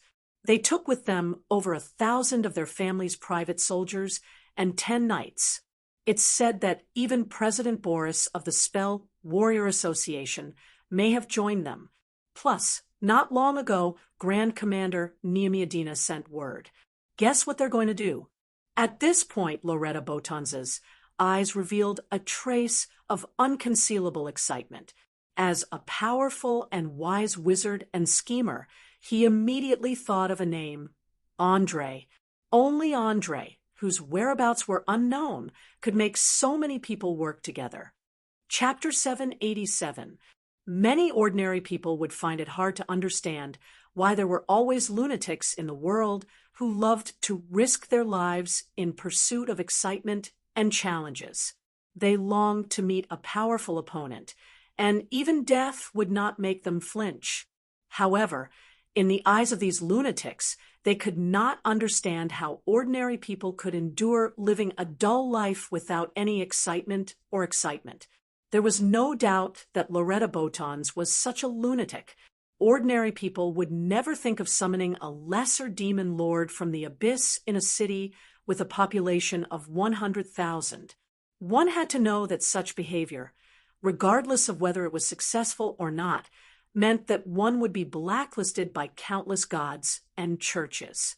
Even those legendary priests and paladins who usually lived in seclusion would not be able to resist the urge to personally kill such a lunatic. However, he obviously did not care. To be more precise, he enjoyed the process of fighting a battle of wits and courage with a powerful enemy. He was especially interested in the terrifying flames that Andre had displayed at the critical moment. The orc warrior understood his master's thoughts very well. He stroked his thick short beard and asked, "You mean, what Niamiadina said was true?" "Of course it's true. Do you think he would have the guts to lie to me?" Loretta Botons curled his lips in disdain. "No, of course not. But I still feel that he is not an eyewitness, and his description is too exaggerated. Perhaps I am a warrior who does not understand supernatural powers, but isn't it a little too exaggerated to say that he evaporated the sea?" Cass cautiously expressed his opinion. Although he respected the power of mages, he did not think that a young mage who was not even 20 years old could surpass the limits of ordinary people. Loretta Botons did not comment on his subordinate's doubtful attitude. He smiled and shook his head. "Ha, exaggerated? Perhaps. I think the possibility is very high because according to my dear teacher's personality, he wouldn't find me an ordinary opponent." "Well, if that's the case, what do you need me to do? Send someone to test the new territory north of the Tuaze Valley, or to pull out the spies he planted in the Linton Scale?" Cass shrugged nonchalantly. As a half-orc warrior who worshipped strength, he hated to hide in the dark and play tricks like this. He preferred to solve problems in a direct and violent way. "No, that's not it.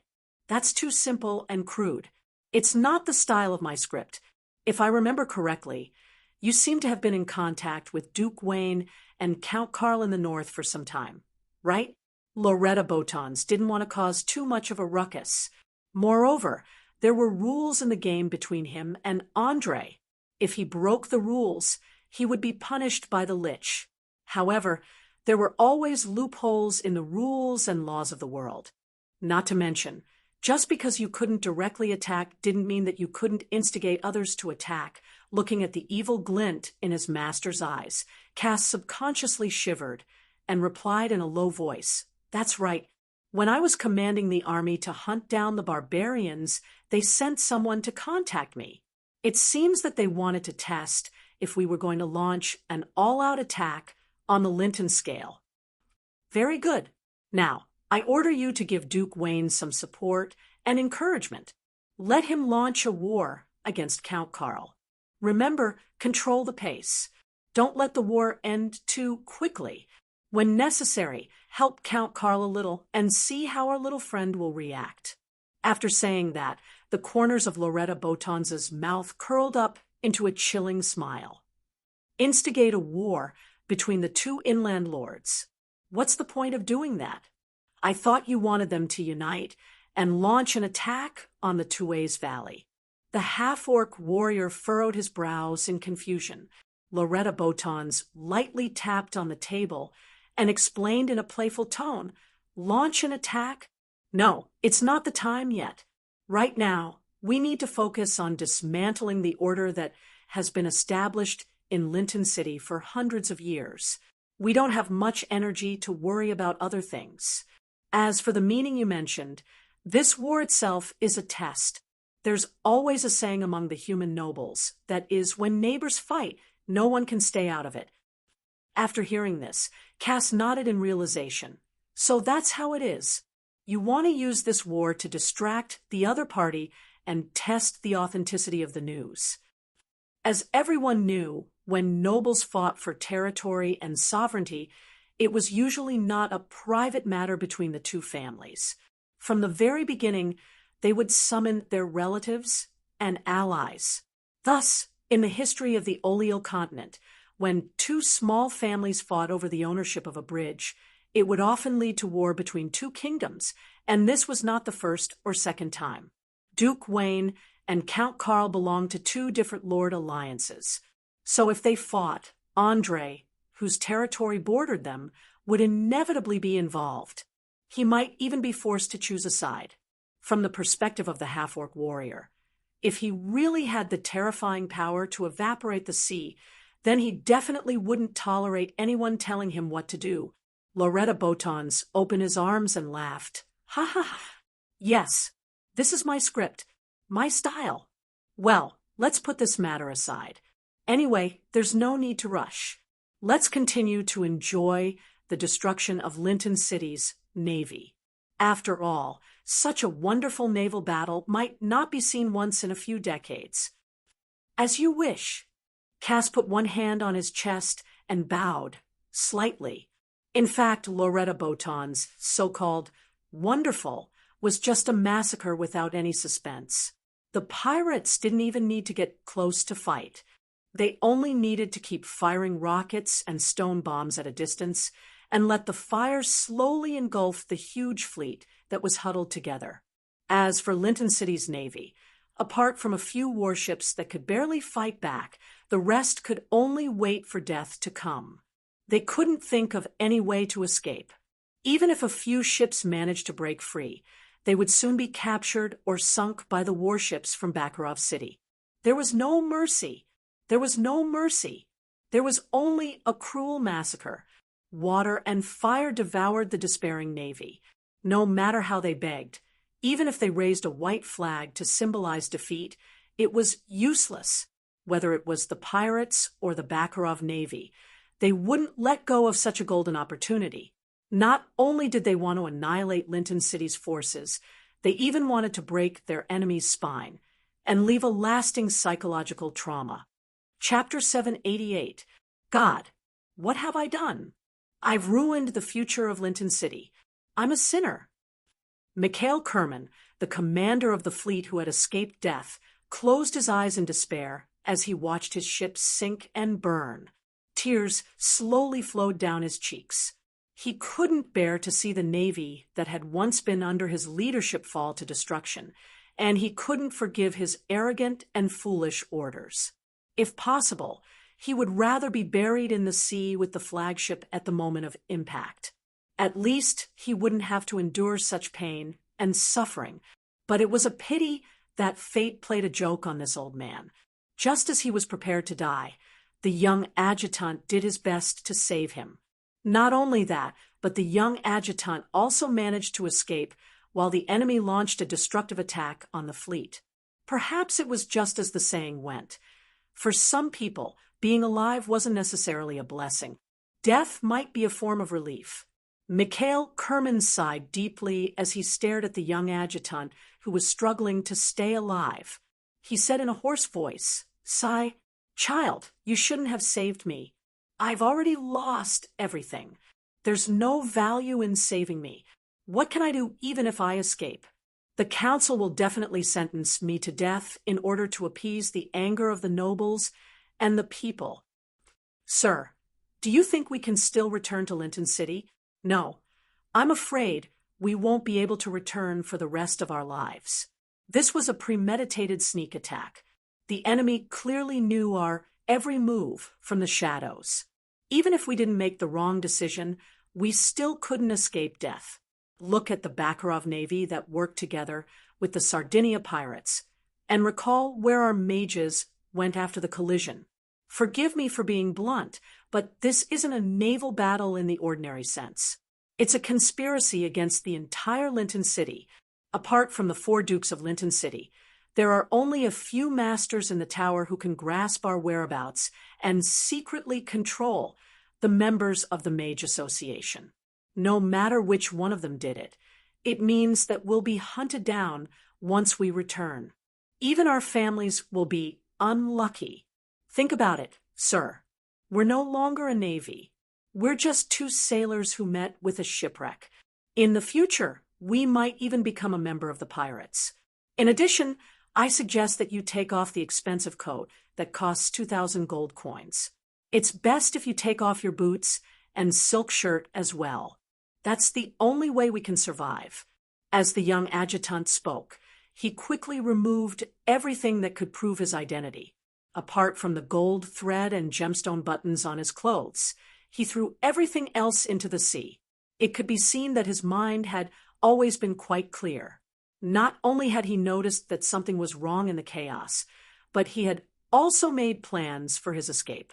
After all, he was able to become the only adjutant of the Marine commander before the age of 30. How could he not have some skills? The aristocratic family would not spend so much effort to cultivate a waste. Mikhail Kerman shook his head with a bitter smile and sighed. It's hard for you to notice so many details in such a chaotic situation. All right, I'll listen to you. From now on, we'll be sailors in distress. Maybe we'll even become pirates in the future. Anyway, it's better to be alive than dead, isn't it? Perhaps God has other plans for my fate. After saying that, he also began to take off his expensive coat, boots, and even the seal ring on his finger that symbolized the master of the Kerman family was not spared. He threw them all into the sea. Perhaps in normal times, these things could set off a person's identity and status, but now they could only become a death sentence. A few minutes later, the 2 big shots who were originally high up in the air were completely reduced to haggard sailors. They then slowly disappeared from the surface of the sea. They did not notice that they were drifting in the direction of the infamous Sardinia Islands.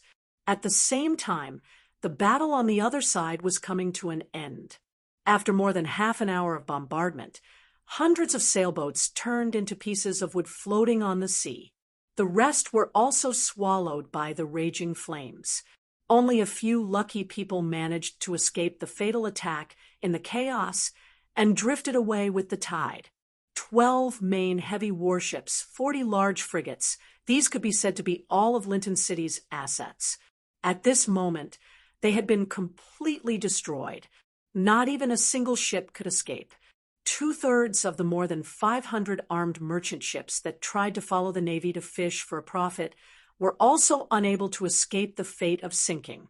The remaining 1/3 were either captured by the pirates or Bakarov City's Navy, or they were busy saving people at the beginning and could not keep up with the main force. Thus, they were lucky enough to escape and scattered in all directions. Of course, the price paid by the pirates was not small.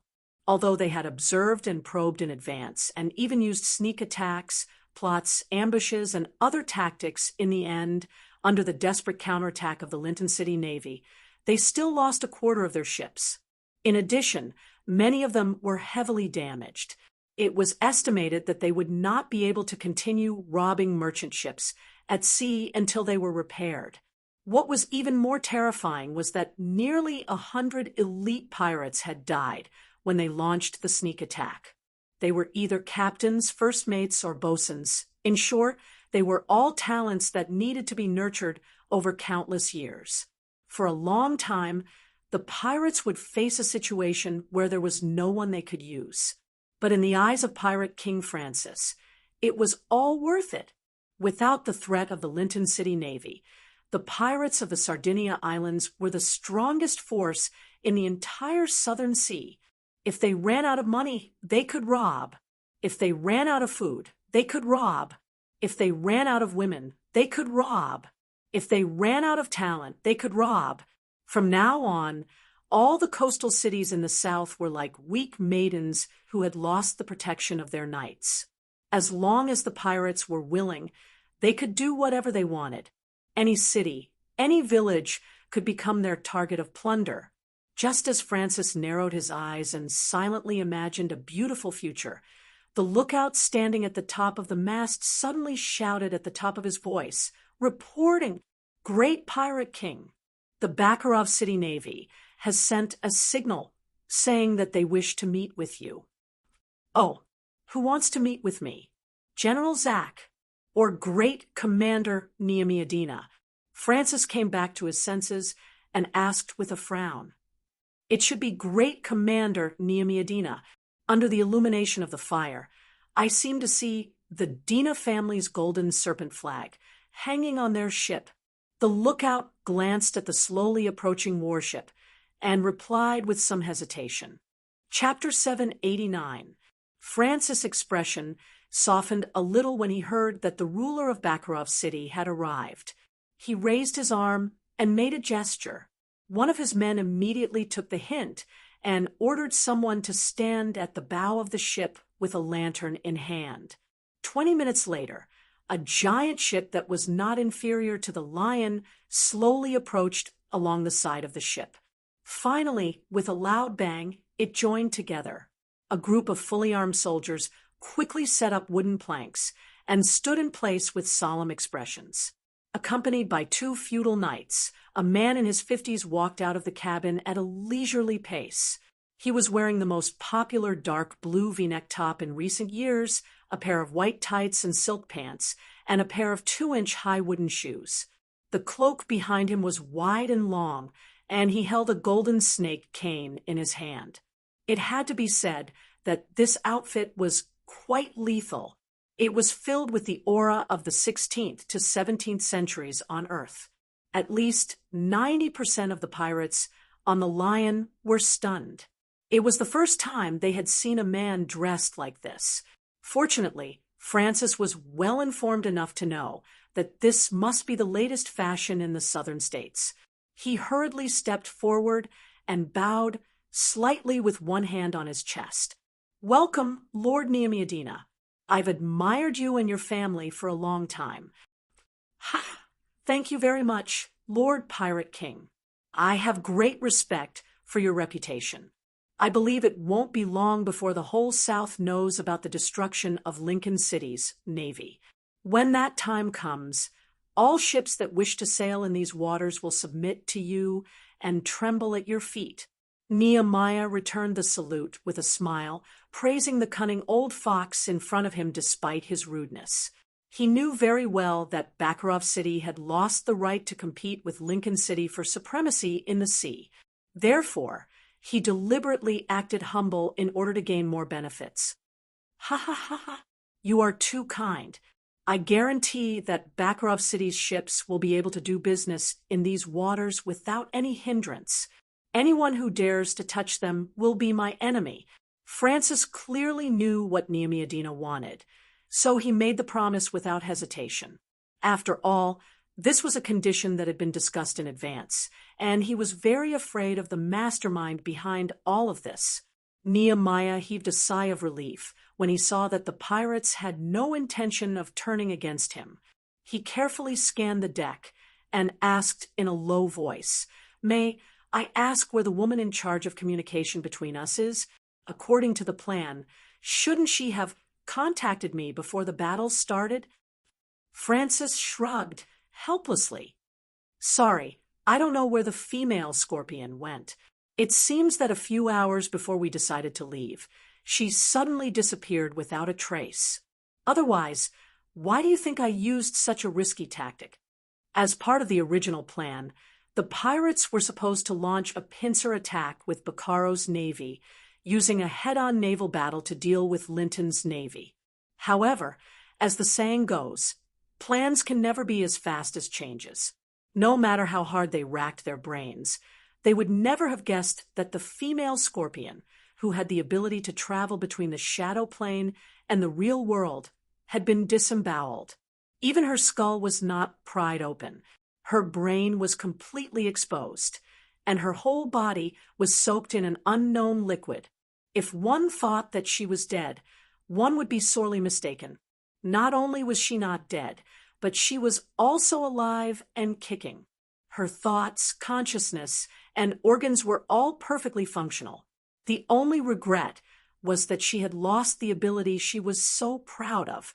She was now an ordinary assassin. How do you feel, beautiful lady? You should know that I spent a lot of effort to make sure you don't feel any pain or discomfort. The life support system alone cost 200,000 gold coins. As he spoke, the half-elf archmage Orlando fiddled with a lump of flesh that constantly emitted black smoke. This was a special organ he had discovered in the scorpion's body. It seemed to be able to produce dense shadow energy, which was then transmitted to every cell through the blood. The female scorpion soaked in the jar was obviously unable to speak. She could only glare angrily at the glass with her two eyes and slap the inner wall. However, no matter how hard she tried, she was unable to cause any damage to the glass. Orlando smiled nonchalantly at the sight of the other party losing its mind, and continued to study this wonderful little thing. Ever since he had cleared out the 2 shrines in Valen City, he had been hiding in the shadows to prevent the gods from discovering him. He had also been doing research that interested him in the meantime. However, as large amounts of magic energy began to gather in the city, countless souls were unable to enter the world of the dead. The half-elf archmage knew that his good days were coming to an end. He was very clear that this was a powerful sacrificial ritual. By squeezing out the latent power in the soul, it forcefully tore apart the barrier between the material world and other planes, summoning a powerful otherworldly creature. And this otherworldly creature was none other than one of his enemies, the Count of Hell, Nemuku. To be honest, Orlando didn't want to deal with this great devil who was full of lies and deceit, let alone fight him. If he could, he wanted to deal with Casimir right now and destroy the Hell's jewels, leaving this sacrificial ritual unfinished. Unfortunately, according to the rules set by the undead king, Absalom Blackburn, he could only take action when Andre's life was in danger. The rest of the time, he could only watch from the sidelines. Damn it, I hate this kind of situation where I can only passively take a beating. I hope that when the time comes, I won't raze this city to the ground. Otherwise, someone will definitely fly into a rage out of humiliation. The half-elf archmage muttered to himself in a low voice. After all, this kind of worry wasn't groundless. With his current strength as a quasi-legendary mage, and the Count of Hell, Nemuku, who had also crossed the threshold of legend, it wouldn't even take half an hour to destroy a city if they went all out. At that time, not to mention keeping a low profile, the attention of all the gods would probably be attracted. Just as Orlando was incomparably conflicted, a wave of energy suddenly appeared in the room. Following that, a black dot suddenly appeared out of thin air, growing bigger and bigger. Finally, a lich draped in gorgeous robes came out of it. It was his mentor, Absalom Blackburn. "Why have you come?" Orlando raised his head in surprise, hurriedly putting down the experiment in his hands and bowing respectfully. Chapter 790. The situation has changed. According to the information provided by the Council, it seems that several gods have noticed the existence of the arcane eye. We must help the young man gain control of part of the arcane eye before they confirm it. Otherwise, with his current state, it won't take long for him to expose himself. With your intelligence, you should understand what the gods will do once such an artifact and prophecy is exposed, right? In particular, those who had participated in the destruction of the magic empire with their own hands would never allow him to grow, nor would they watch him combine the knowledge from another universe with magic. Although the Council can't judge what choice he will make in the future, we must protect him and Emmanuel's prophecy. The two cold lights in the Lich's eye sockets flickered, and at the same time, he spoke of his intentions very seriously. As a survivor who had personally experienced the destruction of the ancient magic civilization, he was well aware of how sensitive the gods were in this aspect.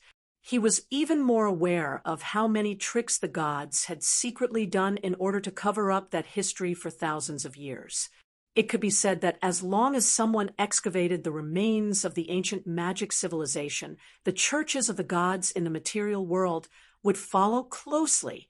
Their purpose was not to obtain the wealth and knowledge within, but to prevent it from being obtained by mages as much as possible, to prevent the emergence of another magic civilization that could threaten them. It was also this behavior that greatly hindered the development of magic. Most mages became more and more reclusive under their interference and less like to communicate with each other. With the passage of time, a large amount of magic and technology was gradually lost. Even if one or two geniuses occasionally came up with some new inventions, it was rarely known to the outside world. In the end, it evolved into the current state of Ore. If the gods knew that there was an artifact that stored all the knowledge, arcane spells, and research results of the ancient magic civilization, they would instantly rush forward like rabid dogs and tear Andre to pieces without any regard for the consequences. Orlando had experienced the most prosperous era of theocracy hundreds of years ago and understood how serious the situation was. If it was before the God of gods sealed off the material world, the gods would even directly send down their avatars, projections, and saints to personally erase all possibilities. But now, the only thing they could do was to mobilize the power of the church. As long as the possession of the arcane eye was not confirmed, they could not take any action. The half-elf archmage narrowed his eyes and calmly thought for a few minutes. Then, he took a deep breath and gently nodded. "I understand what you mean, but what do we need to do?" His left eye isn't something that can be sealed with an ordinary magic ritual. Even touching it is life-threatening. Seal? Why did I seal the arcane eye? On the contrary, I'm going to activate it completely. What was the arcane eye? It was the pinnacle creation of the great magic civilization. Not only did it possess unimaginable power, it was also the sum of the wisdom of hundreds of legendary mages.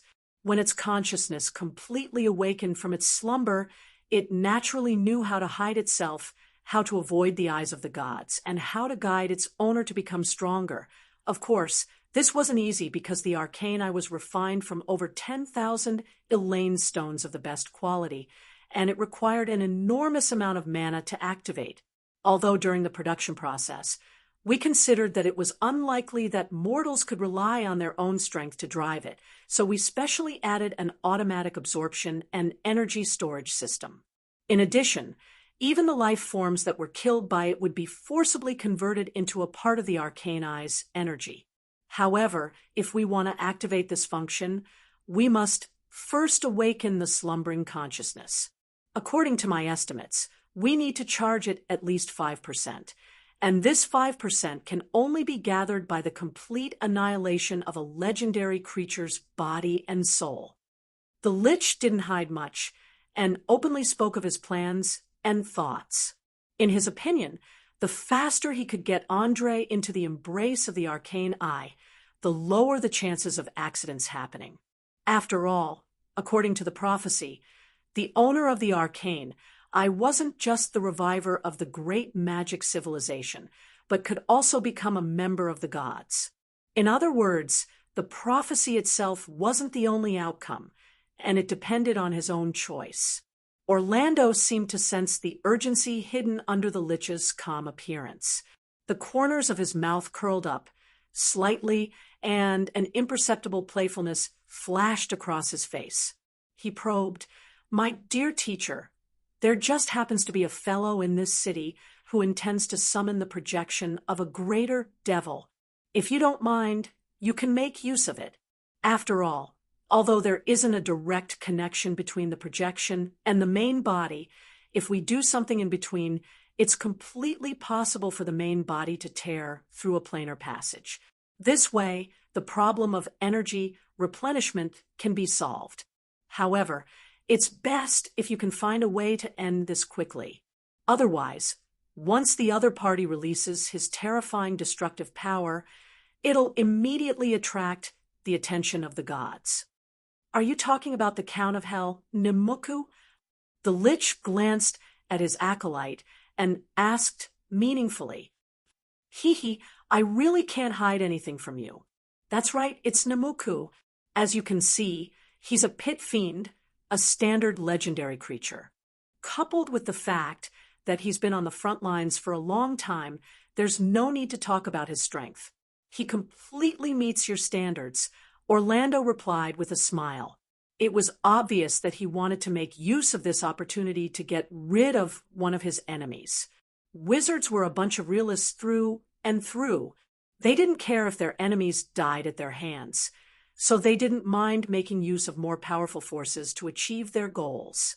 Perhaps Nimuku was an undefeatable existence in the eyes of many, but to the undying King Absalom Blake, who had once enslaved a demon lord, he was just a small inconvenience. If Orlando didn't make use of this opportunity, he'd have lived for so many years in vain. Noticing the glint in the half-elf's eyes, the Lich shook his head with a smile. "You're still as clever as before. All right, I'll help you this time. After all, it's just a pit fiend. Thank you very much. Don't worry, I guarantee that this matter will be handled flawlessly. However, before that, I think it's best if you have a chat with that young man. He seems to be very wary of us, and I've recently discovered a spiritual item created by a mind flayer on him," Orlando suggested with a slight bow. Ever since he'd found out about Andre's identity, he hadn't relaxed his surveillance. Even though he was limited by the defensive capabilities of the wizard tower most of the time, and was unable to find out what was going on, the appearance of spiritual items was still an unstable factor. Chapter 791.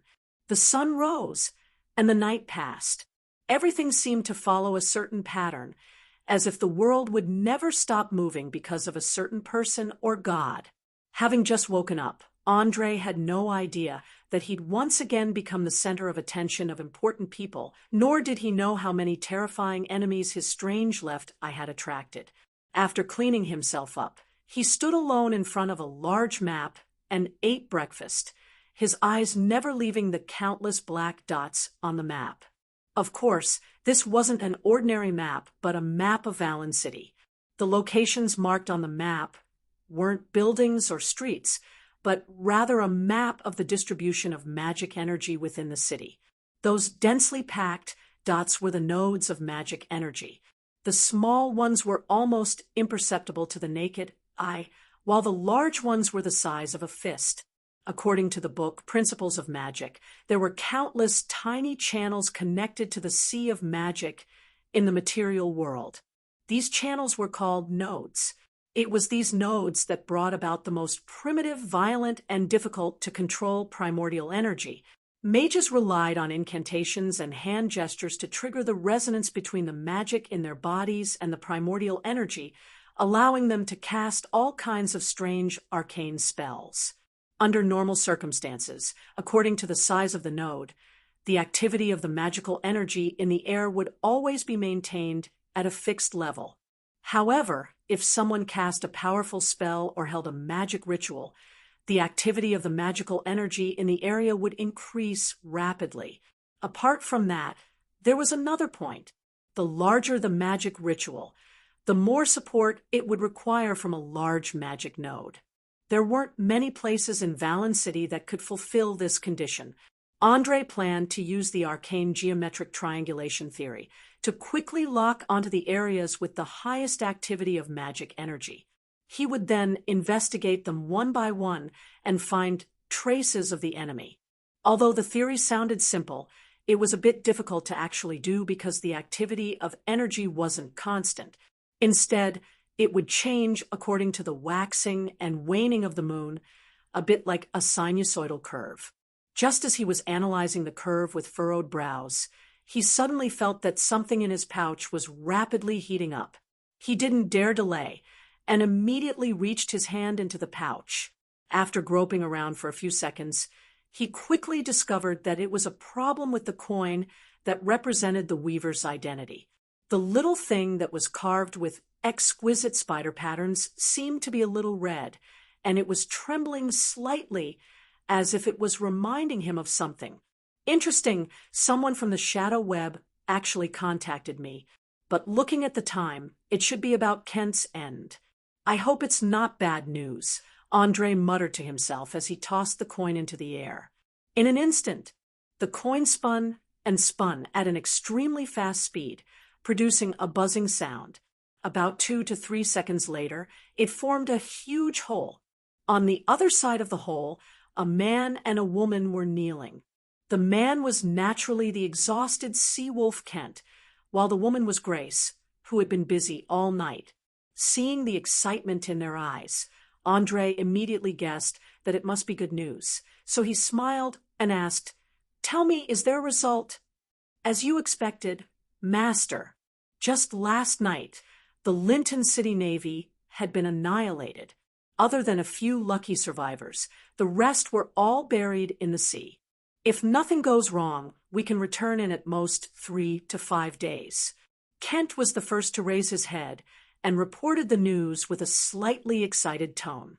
He was very smart and didn't deliberately mention the important role he played last night, nor did he try to obtain more authority. After such a long time together, he more or less understood what kind of person Andre was. Instead of showing off now, it was far better to let him know in a low-key way. Kent's brain was very smart, and he knew how to maximize the benefits. Grace also didn't want to be outdone. She touched her bald head and said, "Master, we urgently contacted you this time. In addition to reporting the situation of the battle, we also have a question to ask you. After destroying Linton City's fleet, Francis' ego swelled very quickly. He planned to split the pirate fleet into 2 parts. One part would return to the Sardinia Islands according to the original plan, and the other part would go to Linton City to loot the other party's port. With the heroic performance of this battle, Kent and I happen to be candidates for the commander of the second part of the fleet. It's probably impossible to go back together, so you have to choose one to stay." "Oh, this old fox really thinks of himself as the child of destiny? Interesting." The corner of Andre's mouth rose slightly, and a mocking expression appeared on his face. He didn't even bother to ask about the process of the Linton City Navy's destruction. He only needed to know the result. Everything was according to Loretta Botan's script anyway. As for attacking Linton City's port directly, it was simply courting death. Even without the protection of a powerful fleet, this city wasn't something that just anyone could handle. Not to mention the city defense army and the knights. Just the Mage Association alone was enough to make the pirates suffer. After all, the Mage Tower of Linton City was 10 times more powerful than the Mage Tower of Valen City. The difference in the number of spellcasters was like the difference between heaven and earth. Once an enemy entered the attack range, they would be engulfed by terrifying spells in a matter of minutes. Andre almost couldn't believe that Francis had actually dared to make such an arrogant decision. He was willing to bet that while it might not be a big deal to seal off the routes, on the outskirts. As long as they sailed into the harbor, they would definitely die. Kent glanced at Grace beside him and shrugged helplessly. You're right, it's indeed very interesting. I even suspect that his head was smashed by an ogre. But there's no helping it. He just led the fleet to a glorious victory, and his personal reputation is very high. The pirates all support his decision, and some are even encouraging him to become a king and establish a country. It's simply crazy. Haha, a motley crew is indeed a motley crew. They don't even know that they've been used, and they're still so smug about it. Forget it, let them be. In any case, when the fleet returns, none of them will be able to live. Let them be happy for a while. Andre mocked without a care. He had always been very tolerant towards idiots and the dead. After all, in 5 days at most, the heads of the core pirates would be hung on the city gates to dry. There was no need to be too upset over it. Ha, that's what I think too. Kent's eyes revealed a sharp glint. Don't go against Francis. Let him continue to be arrogant. It won't do us any harm anyway. Also, you two can discuss among yourselves who will stay and who will return. If there's no other way, flip a coin to decide. I don't want to get involved in this mess. With that, Andre waved his hand, and the coin quickly stopped spinning and flew back into his palm. Chapter 792. After hastily ending his conversation with Kent, Andre put away the coin and continued to focus on the map. He quickly did a large number of calculations, using straight lines to connect the largest magic nodes to form triangles of different sizes. The areas framed by these triangles could be used as locations for summoning rituals. He knew very well that with the destruction of the Linton City Navy, he did not have much time left. Be it the vampires or the devils, they would all launch a fatal attack when the pirate King Francis returned to the port. In other words, within 3 to 5 days, the battle to determine the ruling rights of the Sardinia Islands would come to an end. The winner would get everything. The loser would lose everything. In this city without law and order, there would never be a so-called draw. There would only be a fight to the death. Just as Andre was about to finish sifting through half of the lower city, he suddenly heard a knock on the door behind him. Asterisk bang. Bang. Bang. Asterisk, sir, please open the door. There was a woman who barged into the mage tower. She called herself Mia, your servant. She said she had something important to report to you, so I brought her here. The one who spoke was none other than the bald mage, Angus. He was the only one who could enter the highest level without prior notice. Otherwise, the others would be stopped by the golems at the door. Mia? Andre stopped what he was doing, a surprised expression appearing on his face. Ever since he had obtained the highest authority in the mage tower, he had changed the spell to teleport into the tower. There were not many people who knew the new spell. Angus was one, and Mia was the second. Other than them, he was the only one left. If anyone wanted to enter, they would have to contact the tower first. Usually, Mia would not take the initiative to come to the mage tower unless it was an emergency. After thinking this through, Andre opened the door without another word. He immediately saw the bald mage escorting Mia, who was in human form, standing in the corridor. To prevent any accidents, Mia's hands were even shackled with anti-magic shackles. Sir, this is the woman. I've already used magic to check. There are no signs of transformation spells. Angus hurriedly bowed and explained. Mia glanced at the bald mage beside her in disgust. She stood there without saying a word. At the very least, she wouldn't say a word in front of outsiders. Noticing the anxious look on the kitten's face, Andre immediately realized that something big must have happened. He immediately nodded at Angus. That's right, she's my servant. There's nothing for you to do now, so you can go, as you wish. The bald mage did not hesitate and turned to leave the room. With his intelligence, how could he not see that there was a secret between the two of them. Thus, he had no intention of staying. After all, as a wizard Gorals who had survived a fierce political struggle, he did not intend to make such a common mistake. Seeing that the door was closed again, Mia quickly said, "Master, something bad has happened. Last night, the leader of the rat men, Old Bernie, was assassinated in the sewers.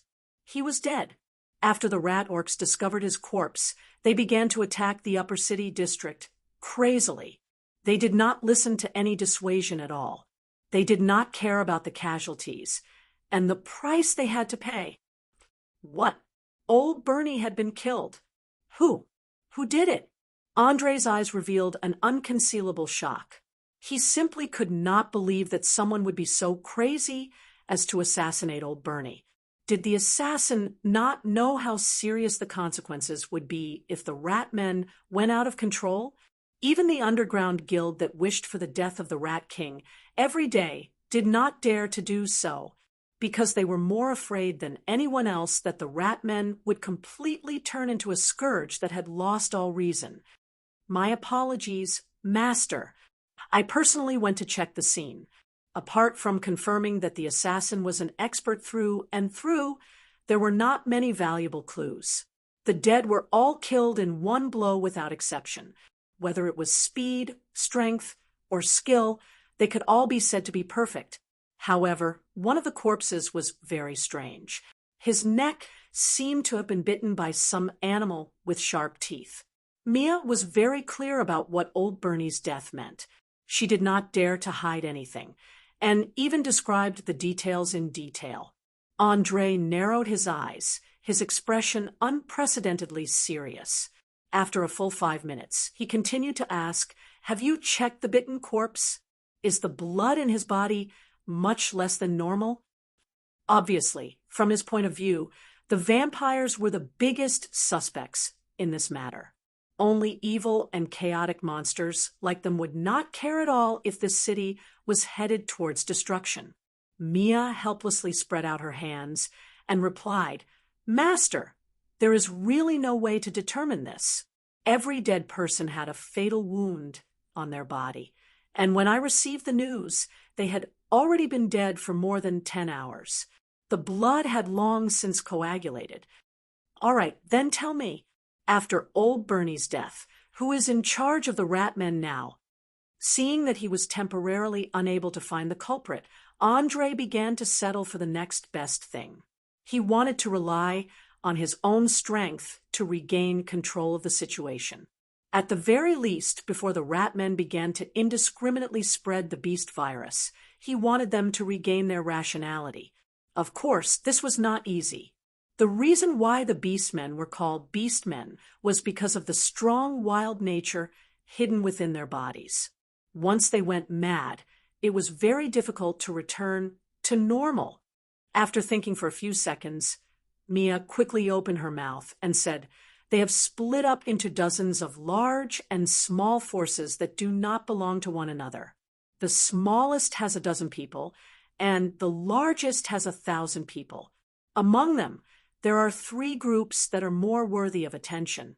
The first group is the largest, and the one in charge is called Pierre, nicknamed the Greater Rat. He was once Old Bernie's most loyal subordinate and executor. He swore to make the underground guild pay the price and avenge the old leader.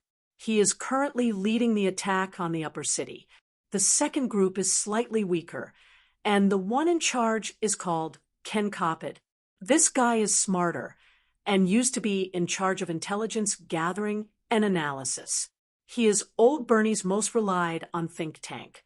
He feels that the assassination of the old leader does not seem to be the work of the underground guild, so he is leading a group of people to search for clues. The third group is mostly a group of young people. They believe that since the old leader is dead, naturally the grandson of the old leader, Patty Eccleston, should take over. They are also clamoring for the older generation to step down and let them take over the power. Andre nodded thoughtfully. Not bad. Much better than I expected. At least there is no internal strife, right? That means that there is still room for recovery. Chapter 793. No, it's the exact opposite. I believe that all the conflicts within the Ratmen have already erupted with old Bernie's death. Perhaps the current situation isn't that bad, but that's because there's still the Guild, their old enemy. Once the Guild falls, there's bound to be a fierce battle between them. This is especially true for the small groups of 10 or 20 people. They don't care about what happens to their race in the future. They only have the idea of viciously grabbing a ticket and leaving the Sardinia Islands, then going to the outside world to live a free life. The existence of these people has already caused a great deal of trouble for the lower city under our control. They've attacked all the buildings that look rich, wantonly plundering the residents' property. Many areas that had been gradually stabilizing are once again experiencing unrest and chaos. Most importantly, they're very troublesome to deal with.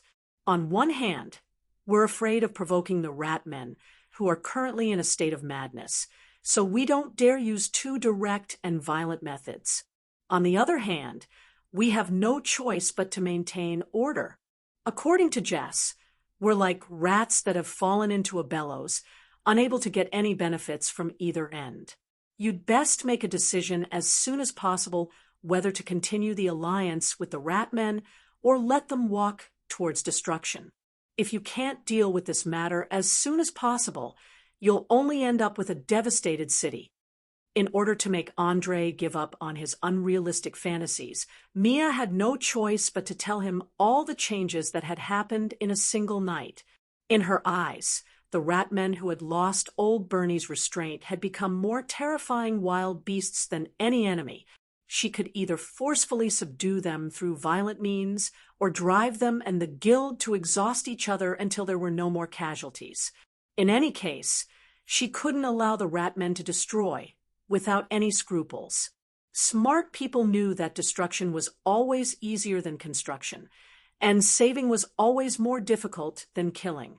Someone once said that human civilization was actually a flower in a greenhouse. Even though it looked very beautiful and enchanting, it couldn't withstand the test of wind and rain. Perhaps a large fire that hadn't been extinguished in time, or a group of mentally ill thugs, could easily destroy a city that had taken decades, or even centuries, to build. Don't think that this is a joke. All social creatures in the world couldn't do without rules. Even though the rules in a place like Valen City might be very vague, rules were rules. It was an order that all the residents of a certain area agreed to and followed. However, once this order was destroyed, people would become nervous and anxious due to a lack of security. As people's emotions escalated, the bestial nature hidden in their genes would slowly be stimulated. If they were stimulated by the outside world, they would often do horrible things such as robbery, rape, murder, arson, destruction, and so on. All in all, the countless examples in the books tell us that human beings are actually very complicated and contradictory advanced creatures. Not only do they have the social nature on the surface, but they also have the bestial nature hidden in their hearts. It's just that this bestial nature is usually hidden. Andre knew better than anyone else in this world what would happen to a city after it lost its order. His eyes inadvertently flashed with cold light. He took a deep breath and asked in an emotionless tone, "Tell me, which of the 3 Rat-Men forces do you think has the highest value? Which one is most likely to continue old Bernie's strategy and continue to cooperate with us?" The more urgent the situation was, the calmer he had to be. He couldn't let anger, impatience, panic, and other negative emotions affect him. Otherwise, it would only make the outcome worse. Andre was never a person who was easily swayed by emotions. To a certain extent, he could even be considered as cold-blooded. In his previous life, someone once jokingly asked him what he would do if his family was kidnapped by bandits one day, and he was asked to hand over all his assets. In the end, His answer was that if such a day really came, he would take out more than half of his assets as a reward and offer a reward to the kidnappers' relatives, family, and friends to force the kidnappers to release their family members. If the kidnappers dared to kill the hostages, then he would dare to kill all of the kidnappers' relatives and friends, even the newborn babies. This was because he knew that there was no way he could compromise in such a situation. It was just like how a country would never bow down to terrorists. Otherwise, if there was a first time, there would be a second time, and a third time, lawless outlaws wouldn't care if you were merciful or not. They would only think that you were weak and easy to bully. Mia sensed the coldness emanating from Andre's body.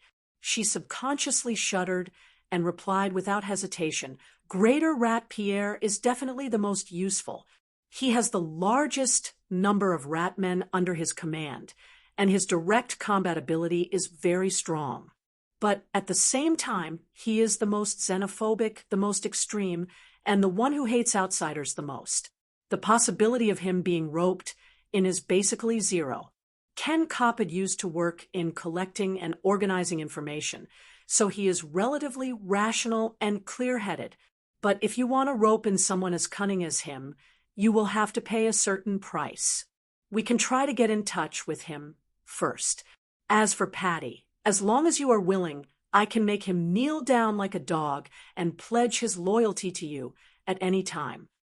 If that's the case, I order you to stabilize Patty first and gather as many young rat men as possible. Then go and inform the other members of the Shadow Web to launch an all-out attack on the Upper City area. Create an opportunity for Pierre the Greater Rat to fight the Guild. If there's a chance, create some accidents so that he can accompany old Bernie. Without any hesitation or guilt, Andre directly pushed thousands of rat men to the brink of death. For him, the radicals led by Greater Rat Pierre were a dangerous force, and a force that was out of his control. So, it was best to let these guys fight to the death with the enemy. What about Ken Copped? What about him? Just let him continue to lurk in the city? Mia frowned and asked, "Meet him and test him. As long as the conditions are not excessive, agree to them first. I don't have time to care about these trivial matters now. You can do it yourself. Oh, by the way, has Jess completed the control of the gangs in the lower city?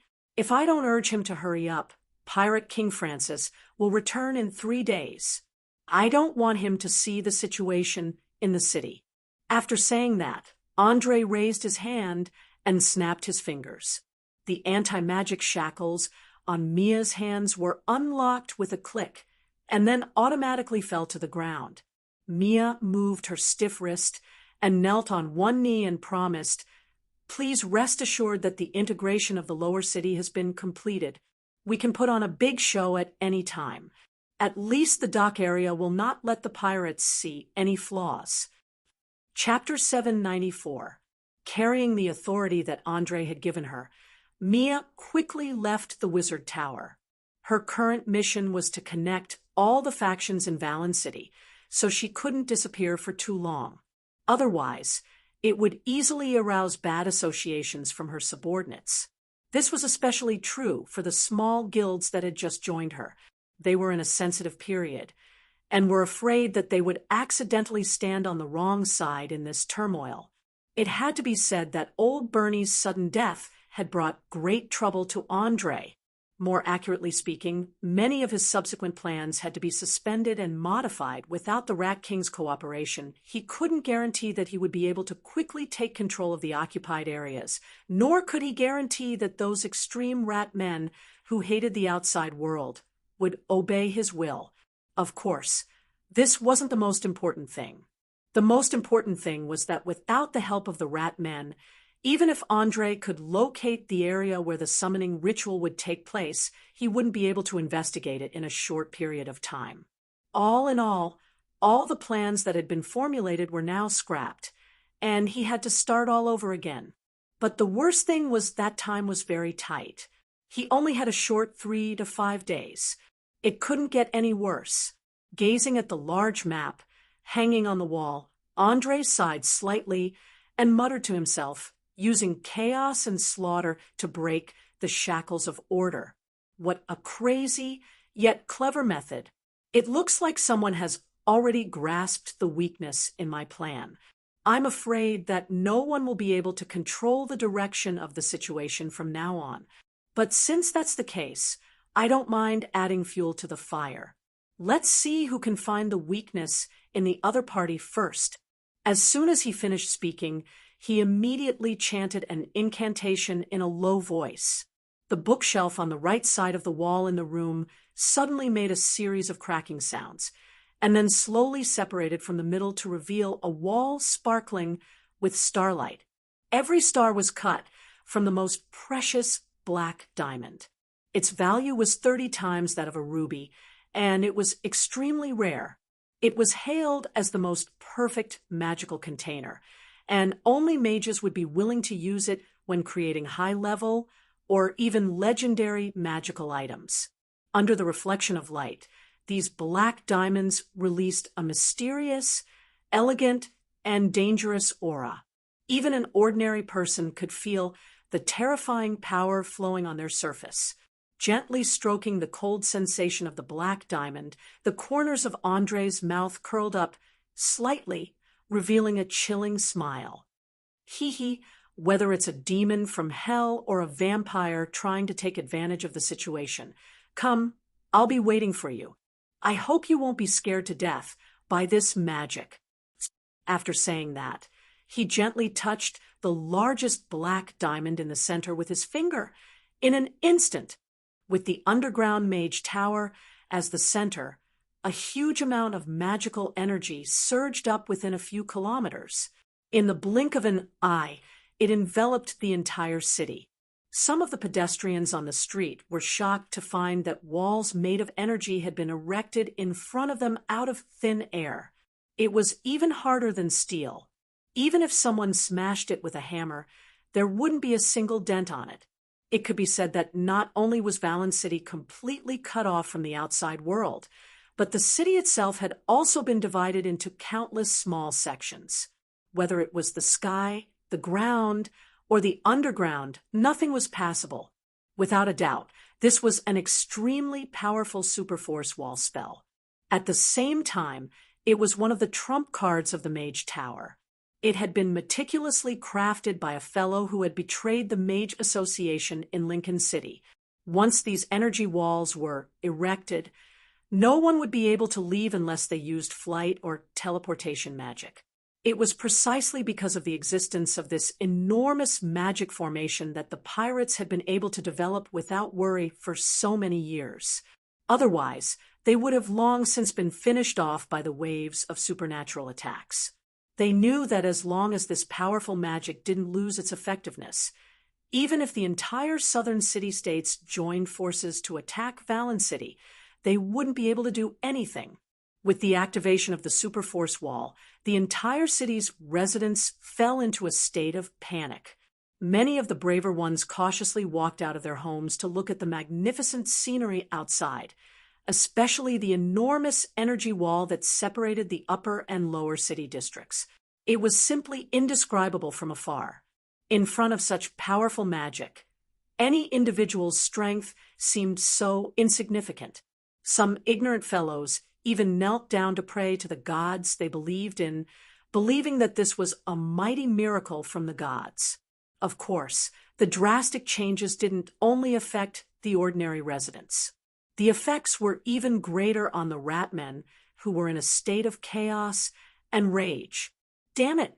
Who can tell me what's going on? Looking at the energy wall that had suddenly appeared a few streets away, Greater Rat Pierre couldn't be bothered to continue fighting with the underground guild. He grabbed the subordinate next to him and roared loudly. One had to know that he had brought nearly half of the ratmen with him in order to avenge old Bernie. The consequences would be unimaginable if their escape route was cut off. The young man who was being grabbed by the collar explained with a bitter face, Boss, I don't know either. It suddenly appeared without any warning.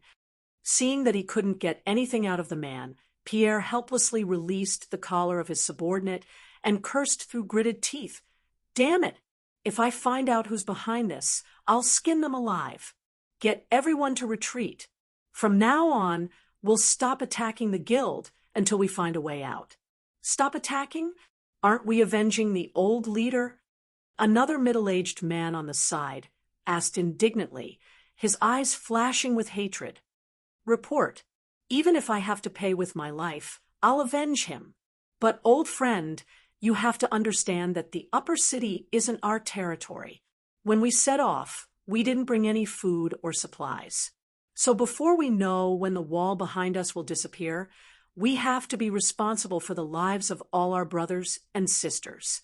We now need a base that can be attacked and defended, and we also need a large amount of supplies, including food, water, weapons, and armor." Although Pierre was big and burly like a bear and could dodge like a mouse, he wasn't stupid at all. He had a clear understanding of the situation. After all, he had worked under old Bernie for so many years. Even an idiot would more or less understand the importance of logistics. Although the middle-aged man, full of hatred, was a little unwilling, he still nodded in the end. "All right, what you said makes sense.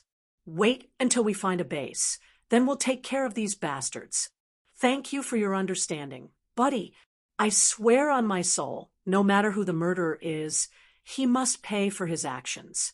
We'll eat his flesh, drink his blood, and crush every bone in his body." After saying that, Pierre patted the man's shoulder hard and began to look around for a sturdy house nearby. Chapter 795. The large-scale energy wall not only trapped the rat men of the radical faction in the upper city, but also completely cut off the transportation and the transmission of information. Now, other than the Mage Tower, there was no other force that could overlook the entire city. Standing in front of the magic mirror, Andre silently watched the groups of people who were either frightened, surprised, or nervous, trying to find out who had ulterior motives. He knew very well that the enemy would not be able to endure for too long in such a situation. They would definitely find a way to establish contact with the outside world, and at the very least, ensure the transmission of information in the city. He just had to wait patiently for the people hiding in the dark to jump out one by one. At this moment, Andre was like a spider lying quietly in the middle of a web, waiting for its prey to fall into the trap. Then, he would use the strength and flexibility of the web to turn it into his food. However, the endurance of the prey was obviously not bad. In the blink of an eye, an hour had passed, but other than the ordinary citizens, there was no sign of any magical energy waves at all. Just as the competition between the two sides was developing in the direction of patience, finally, someone stood out and tried to break through the energy wall. Near a remote section of the city wall near the north gate of the city, a man whose head and face were covered with a black cloth stepped on the roof and jumped more than 10 meters high, trying to climb over the top of the wall. There was no doubt that his physical fitness had exceeded the limits of a human, especially the jumping ability of his legs. He could be called a monster. Humph!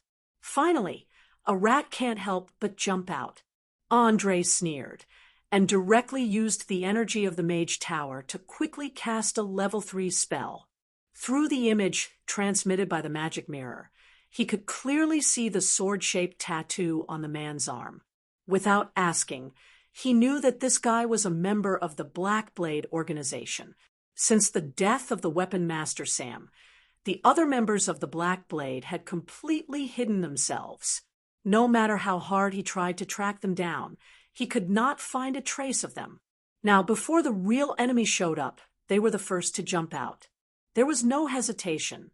Just as the masked man jumped into the air, a dazzling white lightning fell from the sky and hit his body with a bang. Suddenly, a cloud of black smoke came out.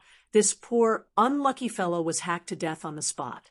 Large, purplish-red spots appeared on the skin and blood vessels all over his body. Just looking at it made one shudder. His miserable fate shocked everyone who saw this scene. many of the timid civilians did not say anything and turned around to crawl into their houses, no longer daring to stay on the streets. Andre used his heartbeat to tell all the citizens of Valen City what kind of heavy price they would have to pay if they attempted to scale these energy walls. At the same time, he also sent out a clear signal that order had yet to collapse. After doing all that, he immediately spoke to Angus in the lower level of the tower through a message spell. Send someone to bring the body back. Also, check if there's any information we need. Understood. Angus, who had always been swift and decisive, replied. He immediately cast a teleportation spell and appeared at the scene of the tragedy. Holding one of the legs of the corpse, he returned to the mage tower in a few seconds and began a comprehensive three-dimensional examination and dissection. Andre didn't waste too much energy on Blackblade, which had lost its weapon master, Sam. Instead, he focused his attention on detecting the flow of magic. Time ticked by slowly. Just as he felt that no one would dare to act rashly before nightfall, a powerful spatial fluctuation suddenly appeared in the central control room of the tower without warning. The terrifying energy not only tore through space, but also destroyed the magical defenses in the room that prevented teleportation. Black cracks spread rapidly in the air like a spider web, and in just a few seconds, it shattered completely. Countless fingernail-sized spatial fragments scattered in all directions. Everything that was hit by them was turned into a ball of unknown gray powder. As a mage, Andre could feel the terrifying energy contained within those tiny fragments. None of the spells he currently knew could effectively defend against them. There was no chance of survival if he was hit. Unbelievable magic, unbelievable power. Just as Andre was shocked by the scene before him, a vortex-shaped black hole slowly formed in the center of the collapsed space. Not long after, a lich wearing a gorgeous magic robe walked out from within. He first observed the structure of the mage tower, and then commented in a disdainful tone, "What an ugly design, crude craftsmanship." The craftsmanship of the mages nowadays is really getting worse with each generation. After seeing the face of the lich, Andre's mouth couldn't help but twitch.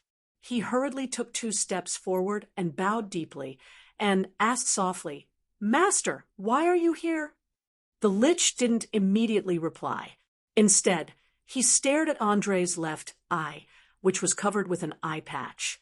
After a full minute, he sighed and said, "This fluctuation, this energy ring, it's really awakened in advance."